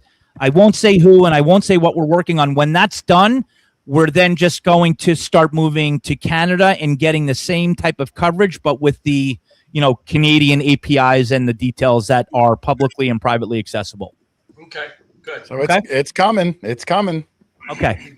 This is one of my favorite tools. I can't tell you how many hundreds of times I've passed, driving to the supermarket, a house that I grew up around that was, from the late 1800s, and I'm 46, and I never saw a person on that parcel of property, right?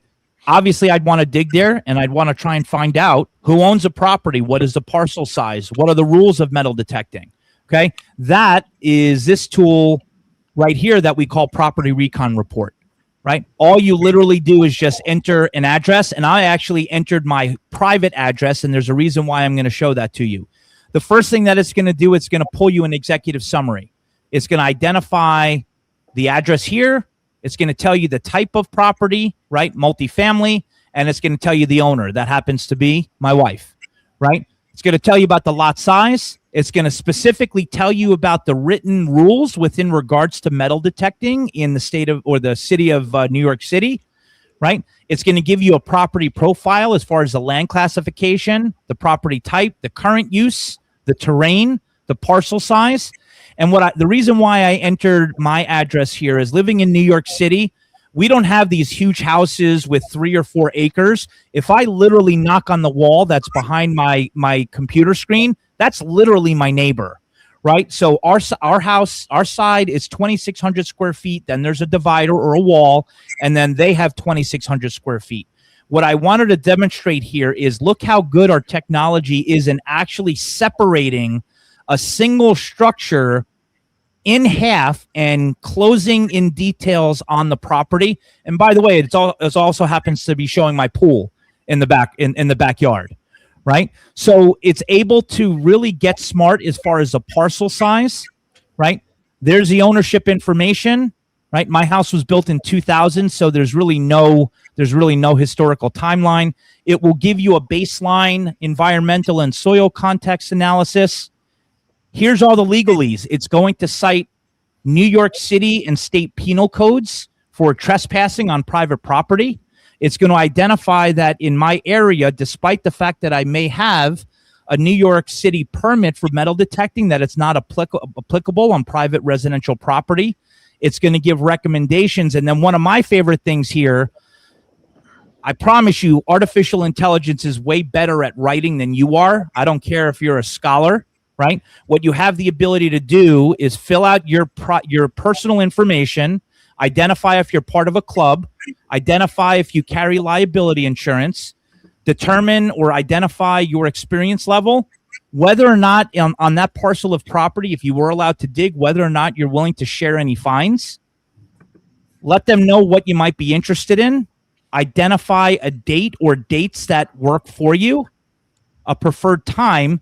And then I'm going to ask everybody to take a second once this generates, not promulgates, and read the details. And the reason why I ask that is because it's not just pulling data on the dummy that filled this out. This is pulling data on historical significance that's immediately surrounding that parcel of land, and it's very specific and very well written. Okay, so I'm not going to make everyone sit here. You can screenshot it if you like. If you don't like the letter, you can have it regenerated, but this is intended for you to copy to a clipboard so you can get it on Word, download it as a PDF, print it out, put it in an envelope, lick it, drop it off in the mailbox, and move on to the next parcel of property that you're interested in. You still have licky envelopes? I'm old school.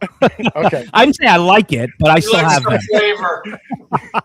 Fair. And what I liked about it is this letter, like you said, you can drop it in Word. And if you wanted to edit something on it, you can then personalize it, use 90% of it as it generated and personalize it from there. Yep. So this is called Property Recon. It's a really great tool. This happens to be our most expensive because not only is it pulling from APIs, it's also pulling from multiple sources to get the parcel size, right, and the ownership data. So this costs 5 credits.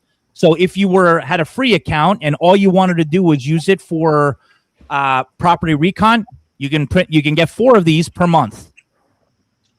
Okay, so that's Property Recon. I'll take any questions, or Jason, if you like, I'm happy to move on.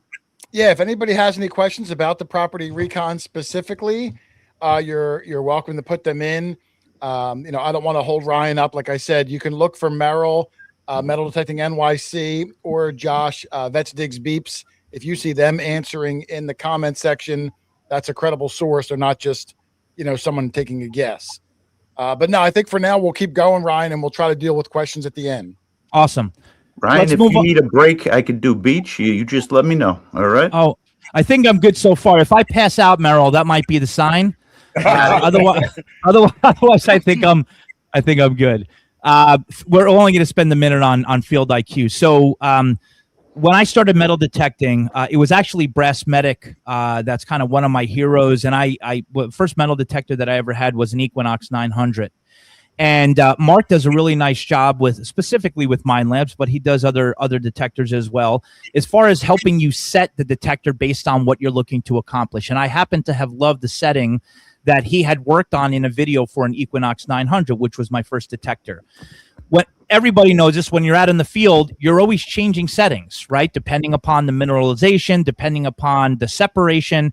And I would do that in the field and be okay with it, but I'd always forget what the origin or calibration is that I really liked as the standard. So I would have to go back to his video and watch it. And what I wanted to be able to do was take advantage of the fact that the manuals for any detector itself, whether it be Mind Lab, whether it be XP, whether it be Nocta, whatever it may be, they're only at max a couple hundred pages.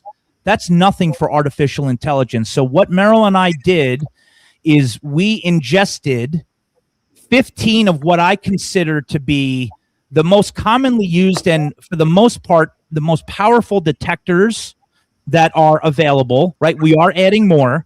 We essentially ingested the manuals. So in any one of these, for my example, I'll click on Equinox 900. It's then going to ask you, hey, what are you hunting for? Right? In this particular case, I'll select coins and clad. It'll then ask, where are you hunting? Right? Because it wants to really get a great understanding of how to calibrate your machine based on what you're looking to accomplish. In this case, I'll just select farm, field, or pasture. And then I'm going to type in my zip code because we want a deep soil calibration. And then I'm going to hit search. And what will end up happening is it will end up calibrating or suggesting to calibrate your machine that is specific to where you're hunting, what you're hunting for, and it will suggest changes to settings based on the mineralization. It will show you the core kind of default, right? Iron bias is 2 for the general setting for the Mind Lab Equinox 900. It's going to suggest to change to a 3, and the iron bias is changed due to moderate iron oxide. So you can actually see all the changes here, right? And then if I agreed with any of them, and no one's suggesting that you have to agree with every single one, instead of pulling up the manual, if you happen to be out in the field and forgot, I forget stuff all the time, I can simply click on a caret, and because this is modeled specifically for my detector, right, I can simply just literally click on whatever button it's suggesting and make the change. So, Ryan, you're saying that Subterrix has ground data for everywhere in the United States? Oh, Merrill, this is where you're going to take over after I show them that we're going to do a deep dive on ground analysis for the specific area code that I'm detecting in, right? Which happens to be in this area 20% clay, silt loam, medium iron oxide, low salt content, and an explanation as to why it calibrated and changed 5 of the 11 settings. Yep. Okay. So that's Field IQ. I think that's all of 1 or 2 credits, maybe. Right. And then, Merrill, we're going to have you go to ground truth here. Yep. Okay. Yeah. So one of the most important factors affecting your detector is the magnetism in the soil, the iron signature. And just to keep this as simple as possible, ground truth, it takes from all of the reliable data sources, and it tells you where the most mineralized spots in the United States. Where are you going to have to consider pulse induction? Where is that the only option? And it gives you a soil map, and this is all from credible sources, and it affects your detecting very much. This is an example of the AI and, making more advanced decisions, more informed decisions by all of the data that Subterrix puts together. Last I checked, and I know you're adding more to it every day, Ryan Bott, but I think it was 78 million data points that it considers. Merrill, don't brag. It's 77 million. Oh, my bad.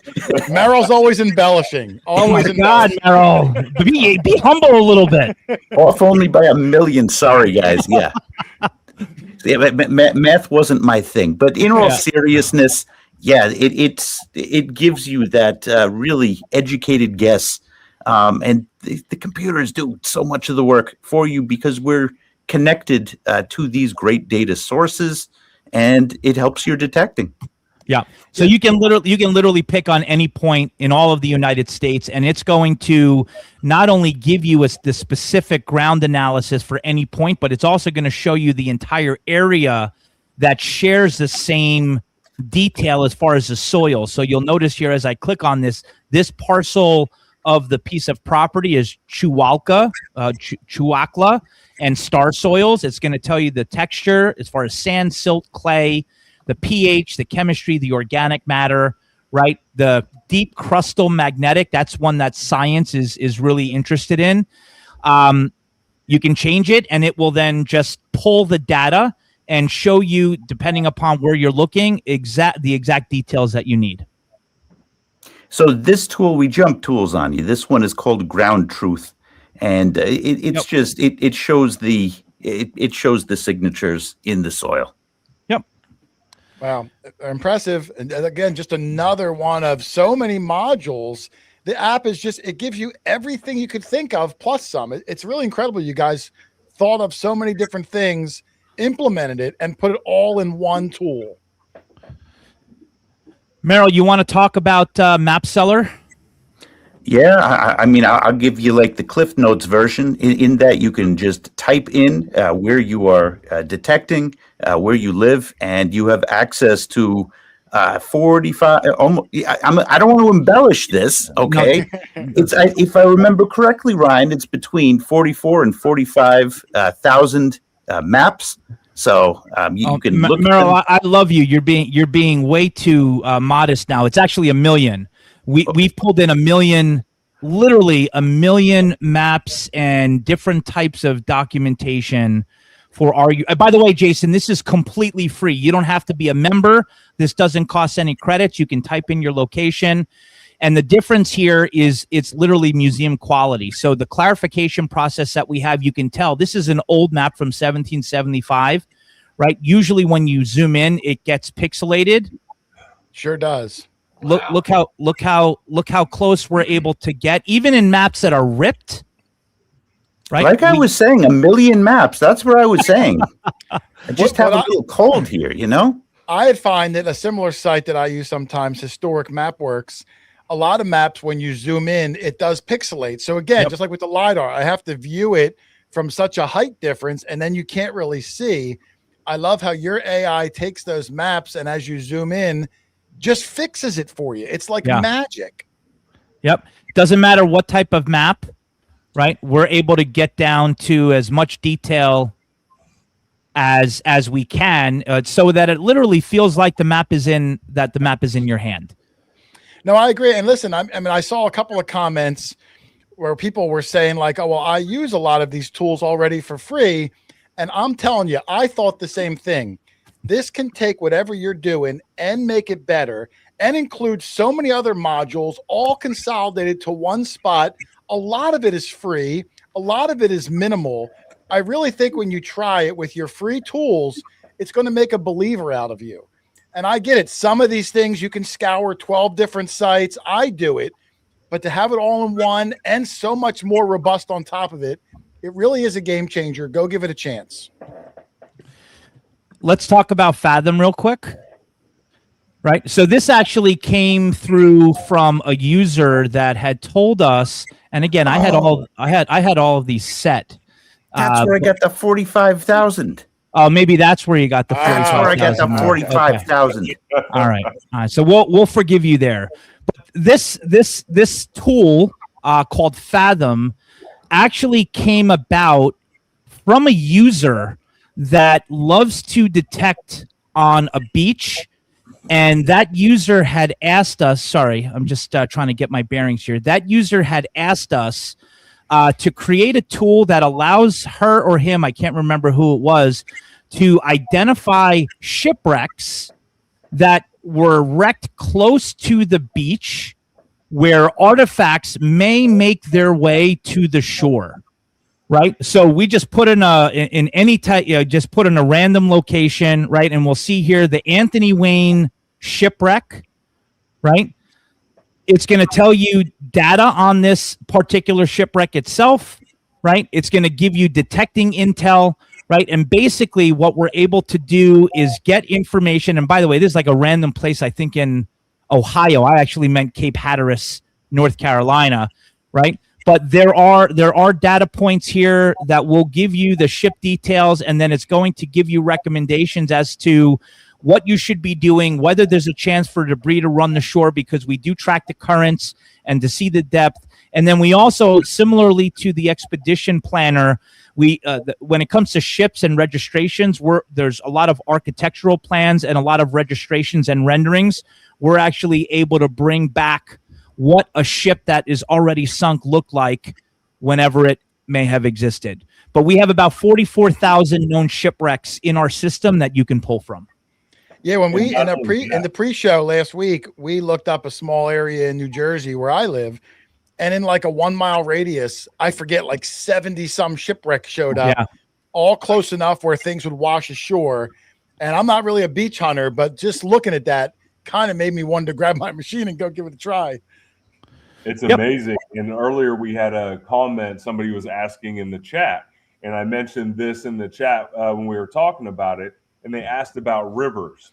So this will also show us shipwrecks in rivers. I was looking up the SS Sultana in the Mississippi River outside of Marion, Arkansas, just a little while ago. Wow, that's awesome. That's awesome. Merrill, let's talk about a tool that you and I have been working on completely under the radar. Yep. We're going to debut it here for everyone that is on the line. I really hope that if you are listening into the podcast and you do beach detect, this is by far the most technologically advanced tool ever created. I don't say that lightly. I know because I've been spending hundreds of hours developing it and literally ingesting more data than any other tool. So Merrill, why don't you talk about just really quick the concept, and then we can just display it. And I think that'll probably be the wrap up for our demonstration today. You know, this is kind of poetic because the first time that I hunted with the Hoarder crew, I'm such a beach nerd that I found a gold ring that time. Yes, I was just running around, and they were pulling up the great stuff that they always pull up. And I pulled up this gold ring, and it made me feel very much at home because I do so much beach detecting. Now, let me break this down. If I could summarize the beach in one sentence, go when the beach is low, go when there is an event. Now you have a tool that can track that. So Ryan, if you could start, and I'm not controlling this, Ryan is, we'll we'll coordinate this a little bit. Oh, you read my mind. The one that goes across. Now look at this. Oh, and looks like we have some events going on. There's some this is live activity. Yep. Live activity here. So basically, the beaches run by the winds. Wind moves water. Water moves sand. And when there are certain events that happen, that's what creates a low beach. There is something called longshore drift. Longshore drift is the natural way that the ocean moves.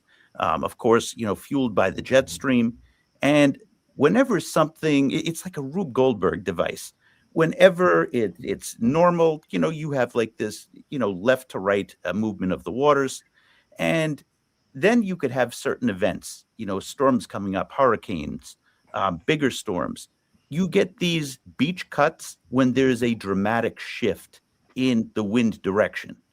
And basically, it's called the fetch. The longer that the wind blows over the water, when you get a long fetch offshore to the shore, that can create a major event. Now, the wild thing is, and it's been researched, there have been rings that have been dropped and found at different beaches. So you drop at one beach and somebody has found a ring 50 years later down the shore. That is how crazy beach detecting is. So you need it to be low and you need to be there at the right time.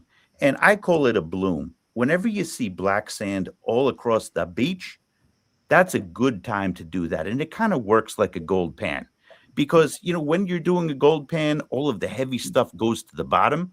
Well, the wind and the water eventually, just like a gold pan, when you're gold panning, you're moving it back and forth. The water is like coming out of your pan. The blonde sand comes out. The wind can do that. The water can do that. So post-event, you get these black sand beaches.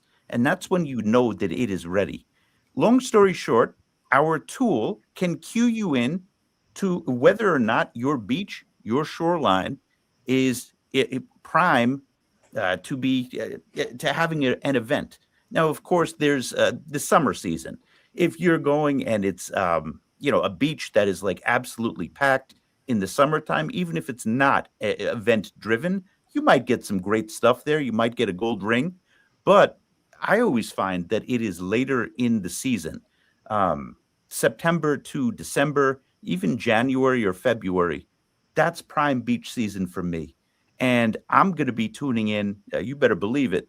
And knowing when the beach is cutting, that is invaluable.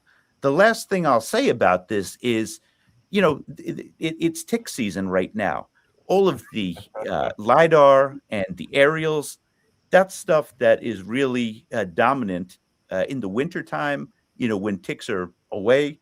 There's some people that just go in. Ryan goes in hardcore, man. I like to think of myself as hardcore too, but I'm seasonal. I love going to the beach in the summertime, actually, and the winter too. But I do all of my woods hunting, which I love just as much in the wintertime when ticks are not a problem. So this is something that makes Subterrix like year round because you can do the beach in the summertime. You could do the you could do the woods hunting in the wintertime. So it gives you all sorts of advanced stuff. It's going to be premiering in time. It's working. We're testing it. It works right now, but it'll tell you when you have those events, black sand events, cuts to the beach, bowls from rip currents. Like all of these things are in our system, and you have a way to monitor it right now.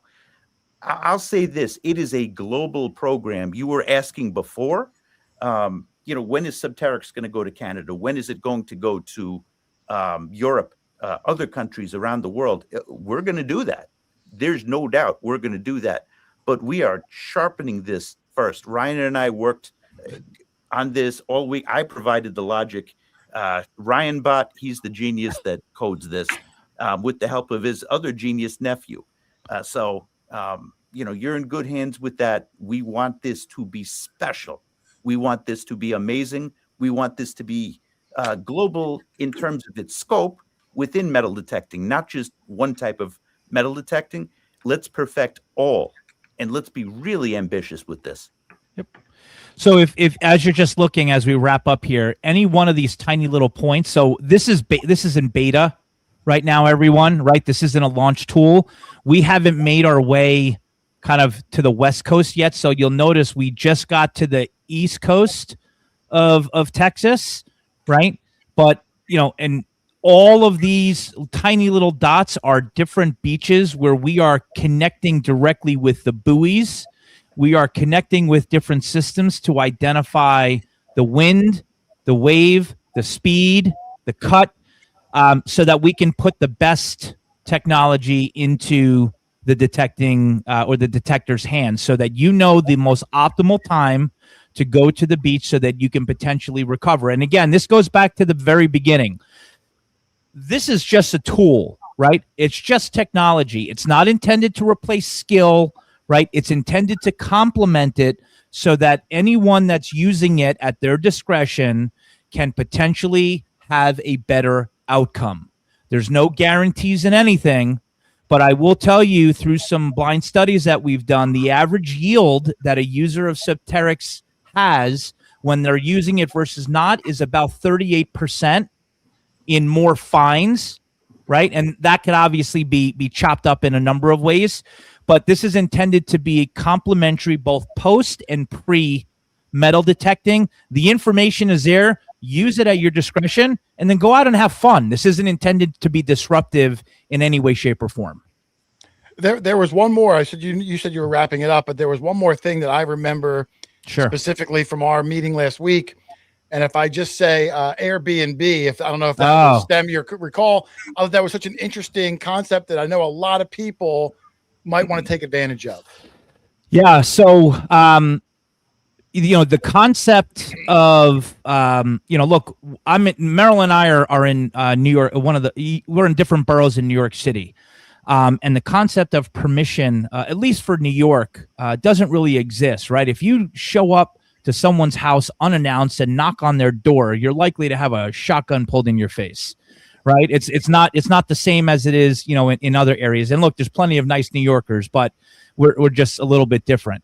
And as there's great parks that you can metal detect here, right? There are also great permissions that you can detect here. The problem is that people get bored. They run out. They think that areas have been pounded over years and years and years, and that could be on the East Coast, in the Central America, Central United States, and the West Coast.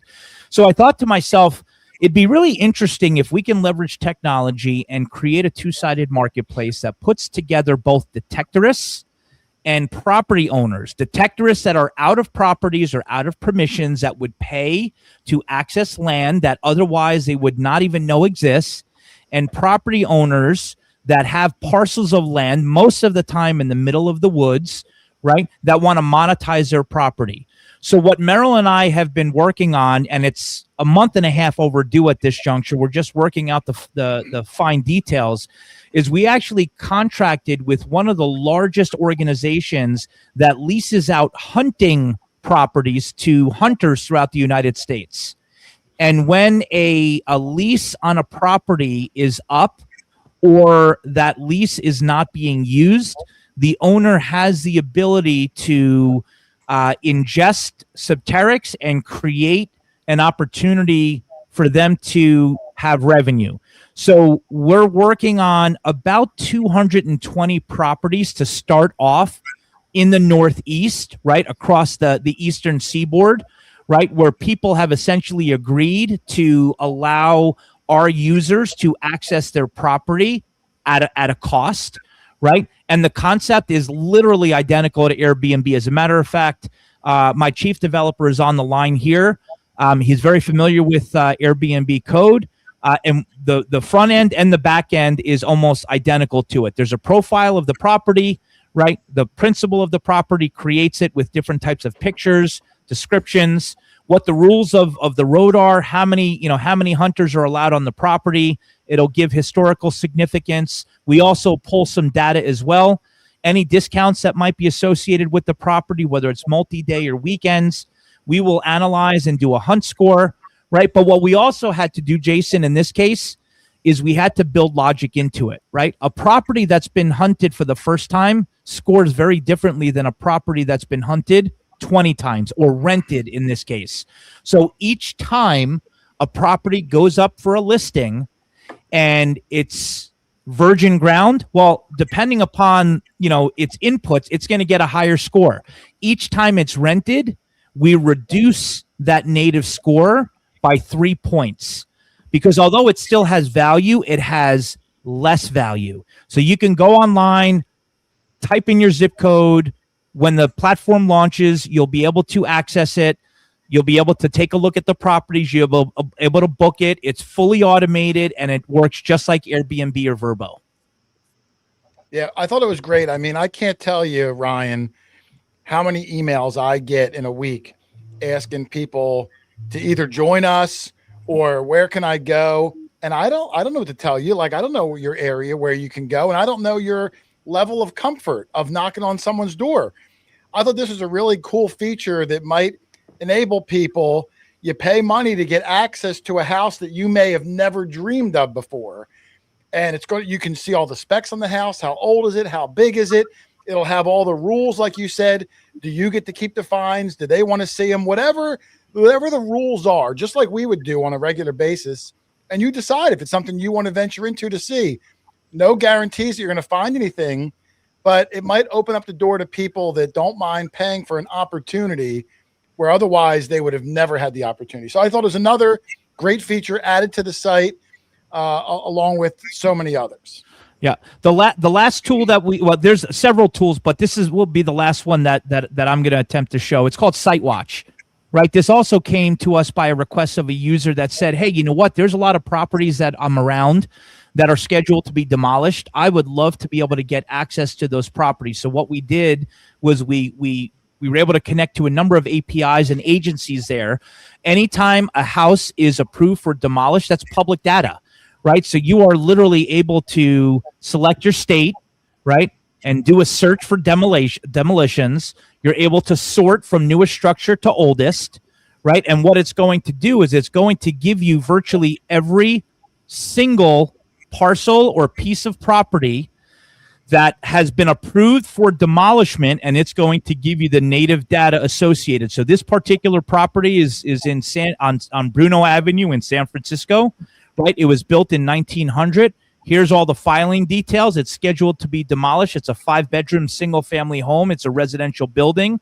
Here are the permit details, right? And straight from here, if it didn't show any details or contact info as to where the registered owner's location may be, you can actually run a recon report that is customized for houses or properties that are scheduled to be demolished.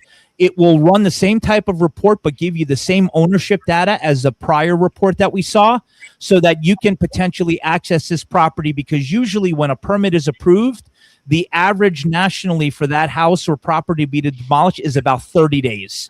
So it's kind of like a running window, and it's just an extra opportunity zone for detectorists. I can't tell you how many historic properties that are around my area that if I had known that they were scheduled to be demolished, I would have ran there and even paid the construction guys a couple $100 to detect. This is a way that you have the ability to get to those areas and perhaps create an opportunity for yourself. Yeah, that's something. When you mentioned that, that's something I never even thought of before. Like, I thought, I've heard guys that do sidewalk tear outs and road tear outs, and they know somebody maybe for the city, but for a building demolition, never even thought about that, to even go down that rabbit hole. So yet another really cool module, all built into the same software package. It creates opportunity. Yeah, absolutely incredible. I do want to open it up to any questions in general. So we'll give, we've been going almost 2 hours. We'll open it up for any questions you have. I'll have all three guys watch. I do want to remind everyone also, if you didn't enter already, you put hashtag Subterrix in the chat one time. We're going to give away, courtesy of the group, an 1806 draped bust quarter, constitutional quarter, super early American coin, probably worth $400, even in this condition. Looks like it's slabbed. NGC, this is courtesy of Ryan and the Subterrix guys. We're going to give it away at the end of the show. So make sure you put hashtag Subterrix. I got 213 entries so far, which is really impressive. Almost everybody watching has got into the giveaway. But I'm going to look for questions. Anybody have any in there? Doug, do you have any questions while I'm waiting for the guys? Or Rich? I haven't heard from Rich all night. I have no questions. Yeah, Doug's been through it already. Rich, anything from you? I haven't heard from you all night. I don't have any questions, I don't think, but I'm real excited for us to see what this can do in real time. And I think, looking at some of our old spots that we could still go to, maybe it'll tell us where else we should go. I got a question. Good. I'll take questions from the group. Can we recruit the Hoarder crew to be coaches? You don't have to coach on Subterrix, but coaches regarding metal detecting. You guys are some of the best metal detectorists that I know, and I know that's one of the things that we're launching in very, very soon, right, Ryan? Yeah, Merrill, thank you for reminding me. There's so much to talk about here. So June 30th, we're launching a fully automated coaching program. That's actually going to be headed up by Mark Dayton, or also known as Brass Medic.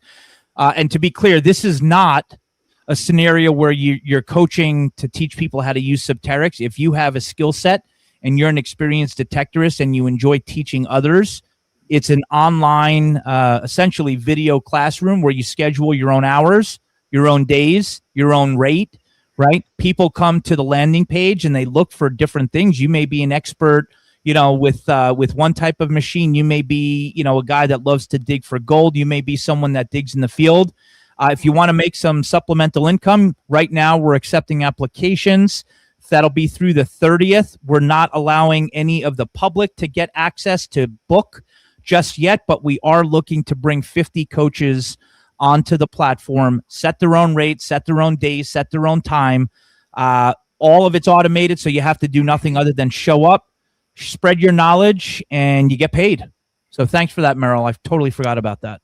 Yeah, I know Doug wants to sign up. If you want to just talk to Doug about how his breakfast was, you can sign up and chat with Doug for half hour. Awesome would I that might be? want to do that. I've already got my whistle ready. Doug's ready to go. Here's a couple questions I got. Here was one from B. Trogan, the insurance component of Subterrix. Any updates on that? I didn't even know there was an insurance part of the program. Yeah, it's a great question, and one that I don't yet have an answer for. Insurance people are really tricky. The bottom line is that, as people are going to seek permissions, and as people are using, for example, other people's properties, we're working on creating essentially daily insurance properties, not just for the person, but also for equipment, right? So you'll be able to easily, and this probably, just to answer the question, is probably an August thing, right? Well, you'll be able to come on to Subterrix, and let's just say that, I don't know, your Manicore is insured at $1,400 and you're, in the field and somehow you snap the carbon fiber shaft.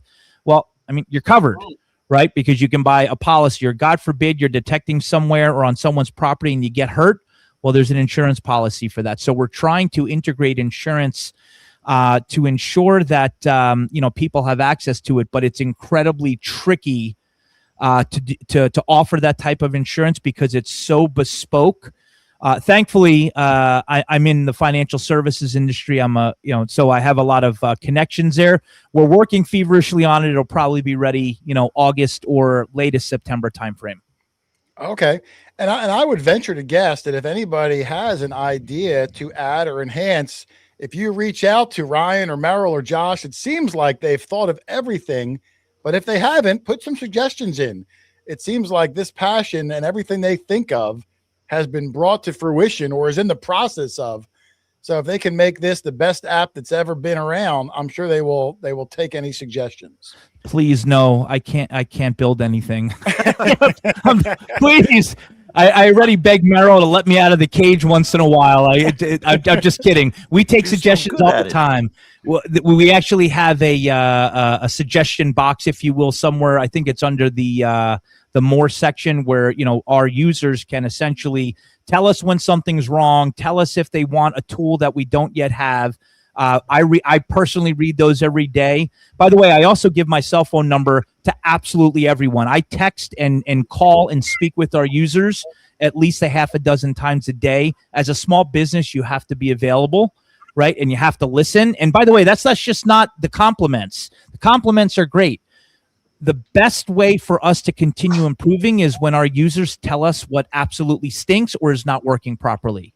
Because no matter how good your coding is, no matter how good your technology is, bugs always creep in, and it's impossible. It's a thankless, unlimited job to continue to offer it without there being errors or issues. Thankfully, we've been really lucky because we're really good at it.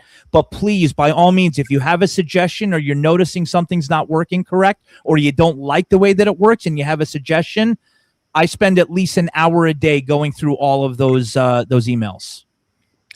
All right, good. There was a question here. I saw Josh already answered it, but I'll just have it in case people didn't see the chat. Do you need a paid account to see previous scans that you used credits for? Great question. The answer is yes. Right. The reason why is that if you are an unpaid user, right, or a free user, and we're giving you the benefit of scanning where it's pulling tokens and you're using API that has a hard dollar cost for us, that would double our cost by storing the data. So for you to run a scan and for that scan to end up in your dashboard, that is available for our elite members, because at some point, if someone's doing 100 scans a month and we have right now, let's say 1,600 users, that's a lot of data stored, right? So we can't be all things to all people. So right now, if you scan and you're a free user, we give you 20 credits a month, do another scan. So we try our best to make sure that we're giving as much as we can, but at the same time, we're not sinking ourselves as a small business. No, I agree. Listen, I use a lot of AI tools in creating videos, and a lot of them you get, let's say 20 free credits, and that's it. Yours refresh every month. So to be able to continuously give a lot of the program away for free, you can't credit you for trying to recoup some of the investment that you guys have made. I also want to give a shout out real quick, not really a question, but Debbie Schiffler Blades was saying there's a big article of Subterrix in the current issue of American Digger magazine. So if you don't already subscribe, you can go to americandigger.com. You can sign up for the paper published. It'll come right to your house, or the digital version. You can go to the website and get the new issue every other month. So a shout out there, American Digger magazine. Great call there, Jason. I love Debbie. I love Butch. I love Jeff. We're sponsors of American Digger magazine on their podcast, on the magazine itself for an advertisement. And yes, they were gracious enough to do literally a 4-page spread, almost like do I dare say it, like I won't date myself, but almost like a centerfold of Subterrix covering, the fact that it's, technology that you really can't deny anymore. But hi, Debbie. Thank you for everything that you've done for us.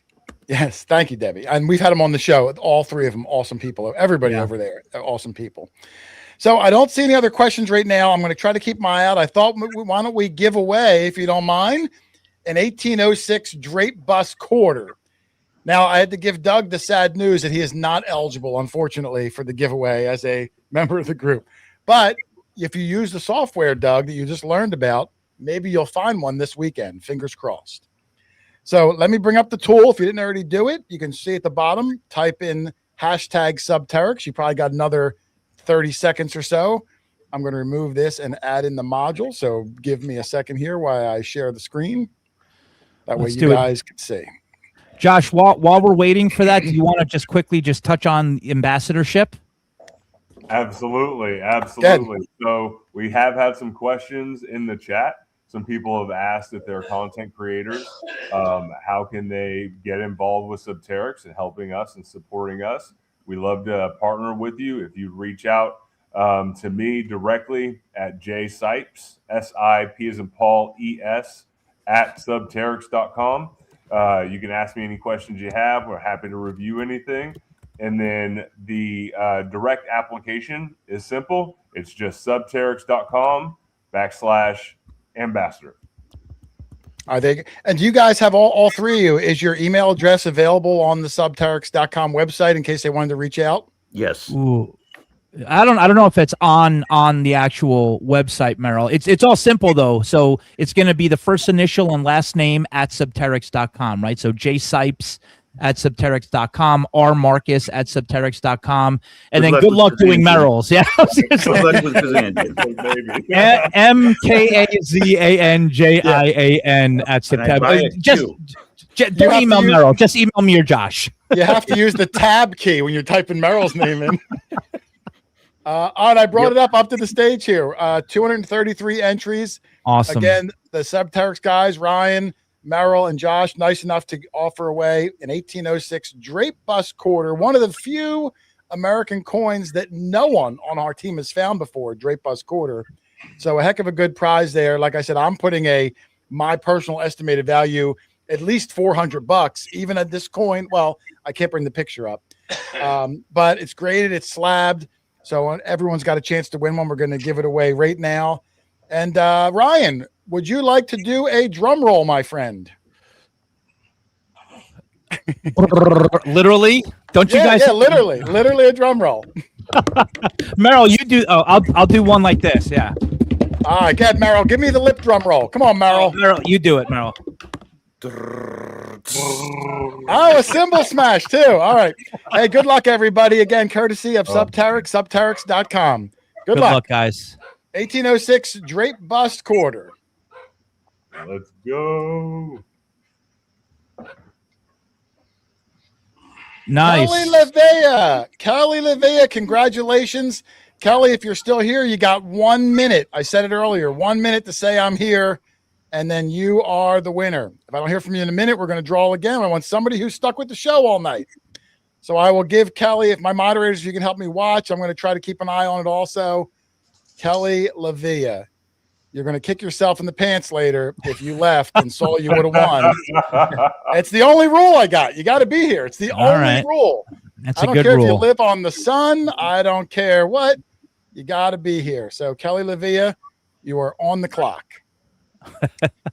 Let's see if we hear from her. So far, listen, in all the giveaways I've done, I have never once not had the person be here, to the best of my knowledge. Maybe I'm wrong. Doug, have we ever had anyone not be here? Doug's not here. I Doug think we walked did away. Oh my God, that was poetic. Yeah, Doug walked away. Oh my God. Kelly would not have won. I think we did a redraw one time. Did we do a redraw?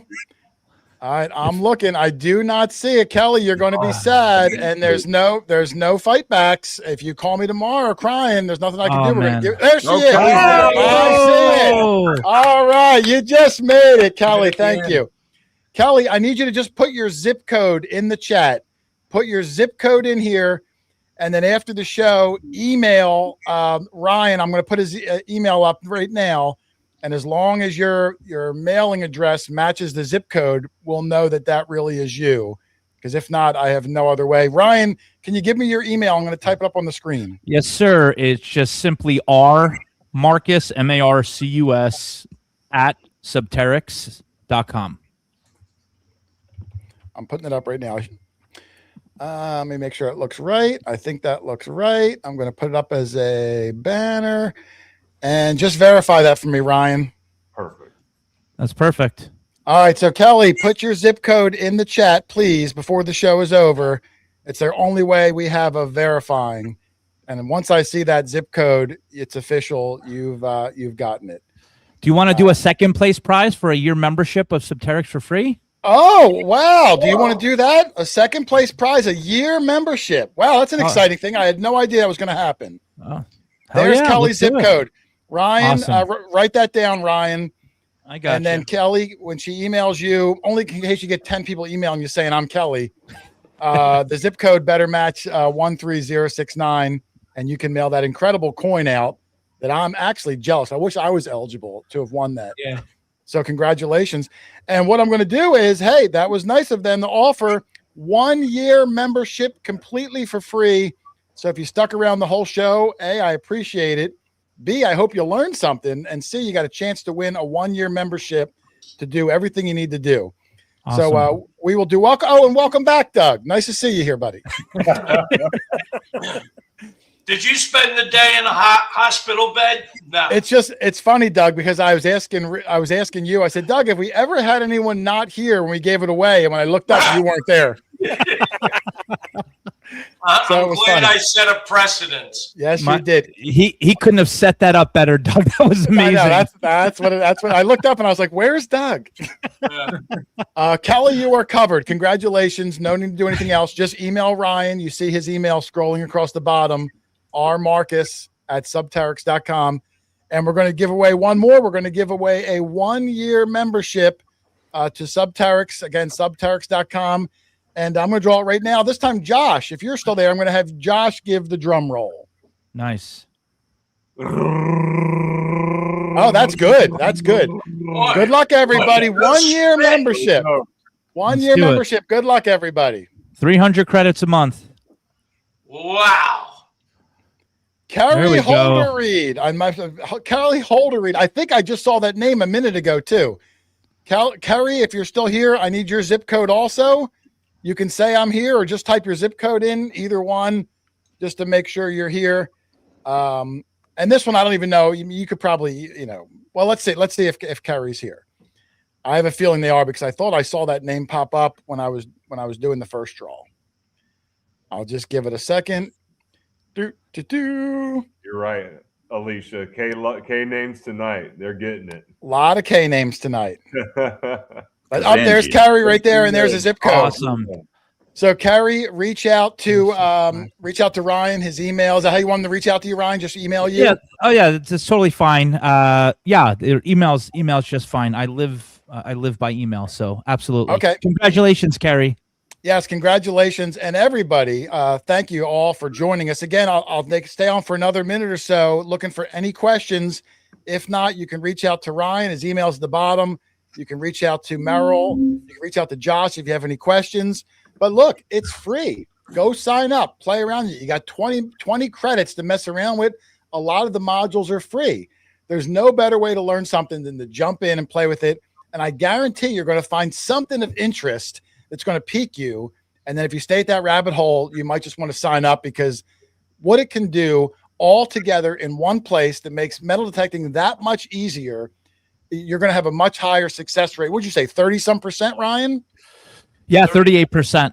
Yeah. 38%. So, and I believe it. The proof is in the pudding. When you have some direction, when instead of just a hunch, when you have some mathematical information to put you on the right path, how can you not have a better success rate?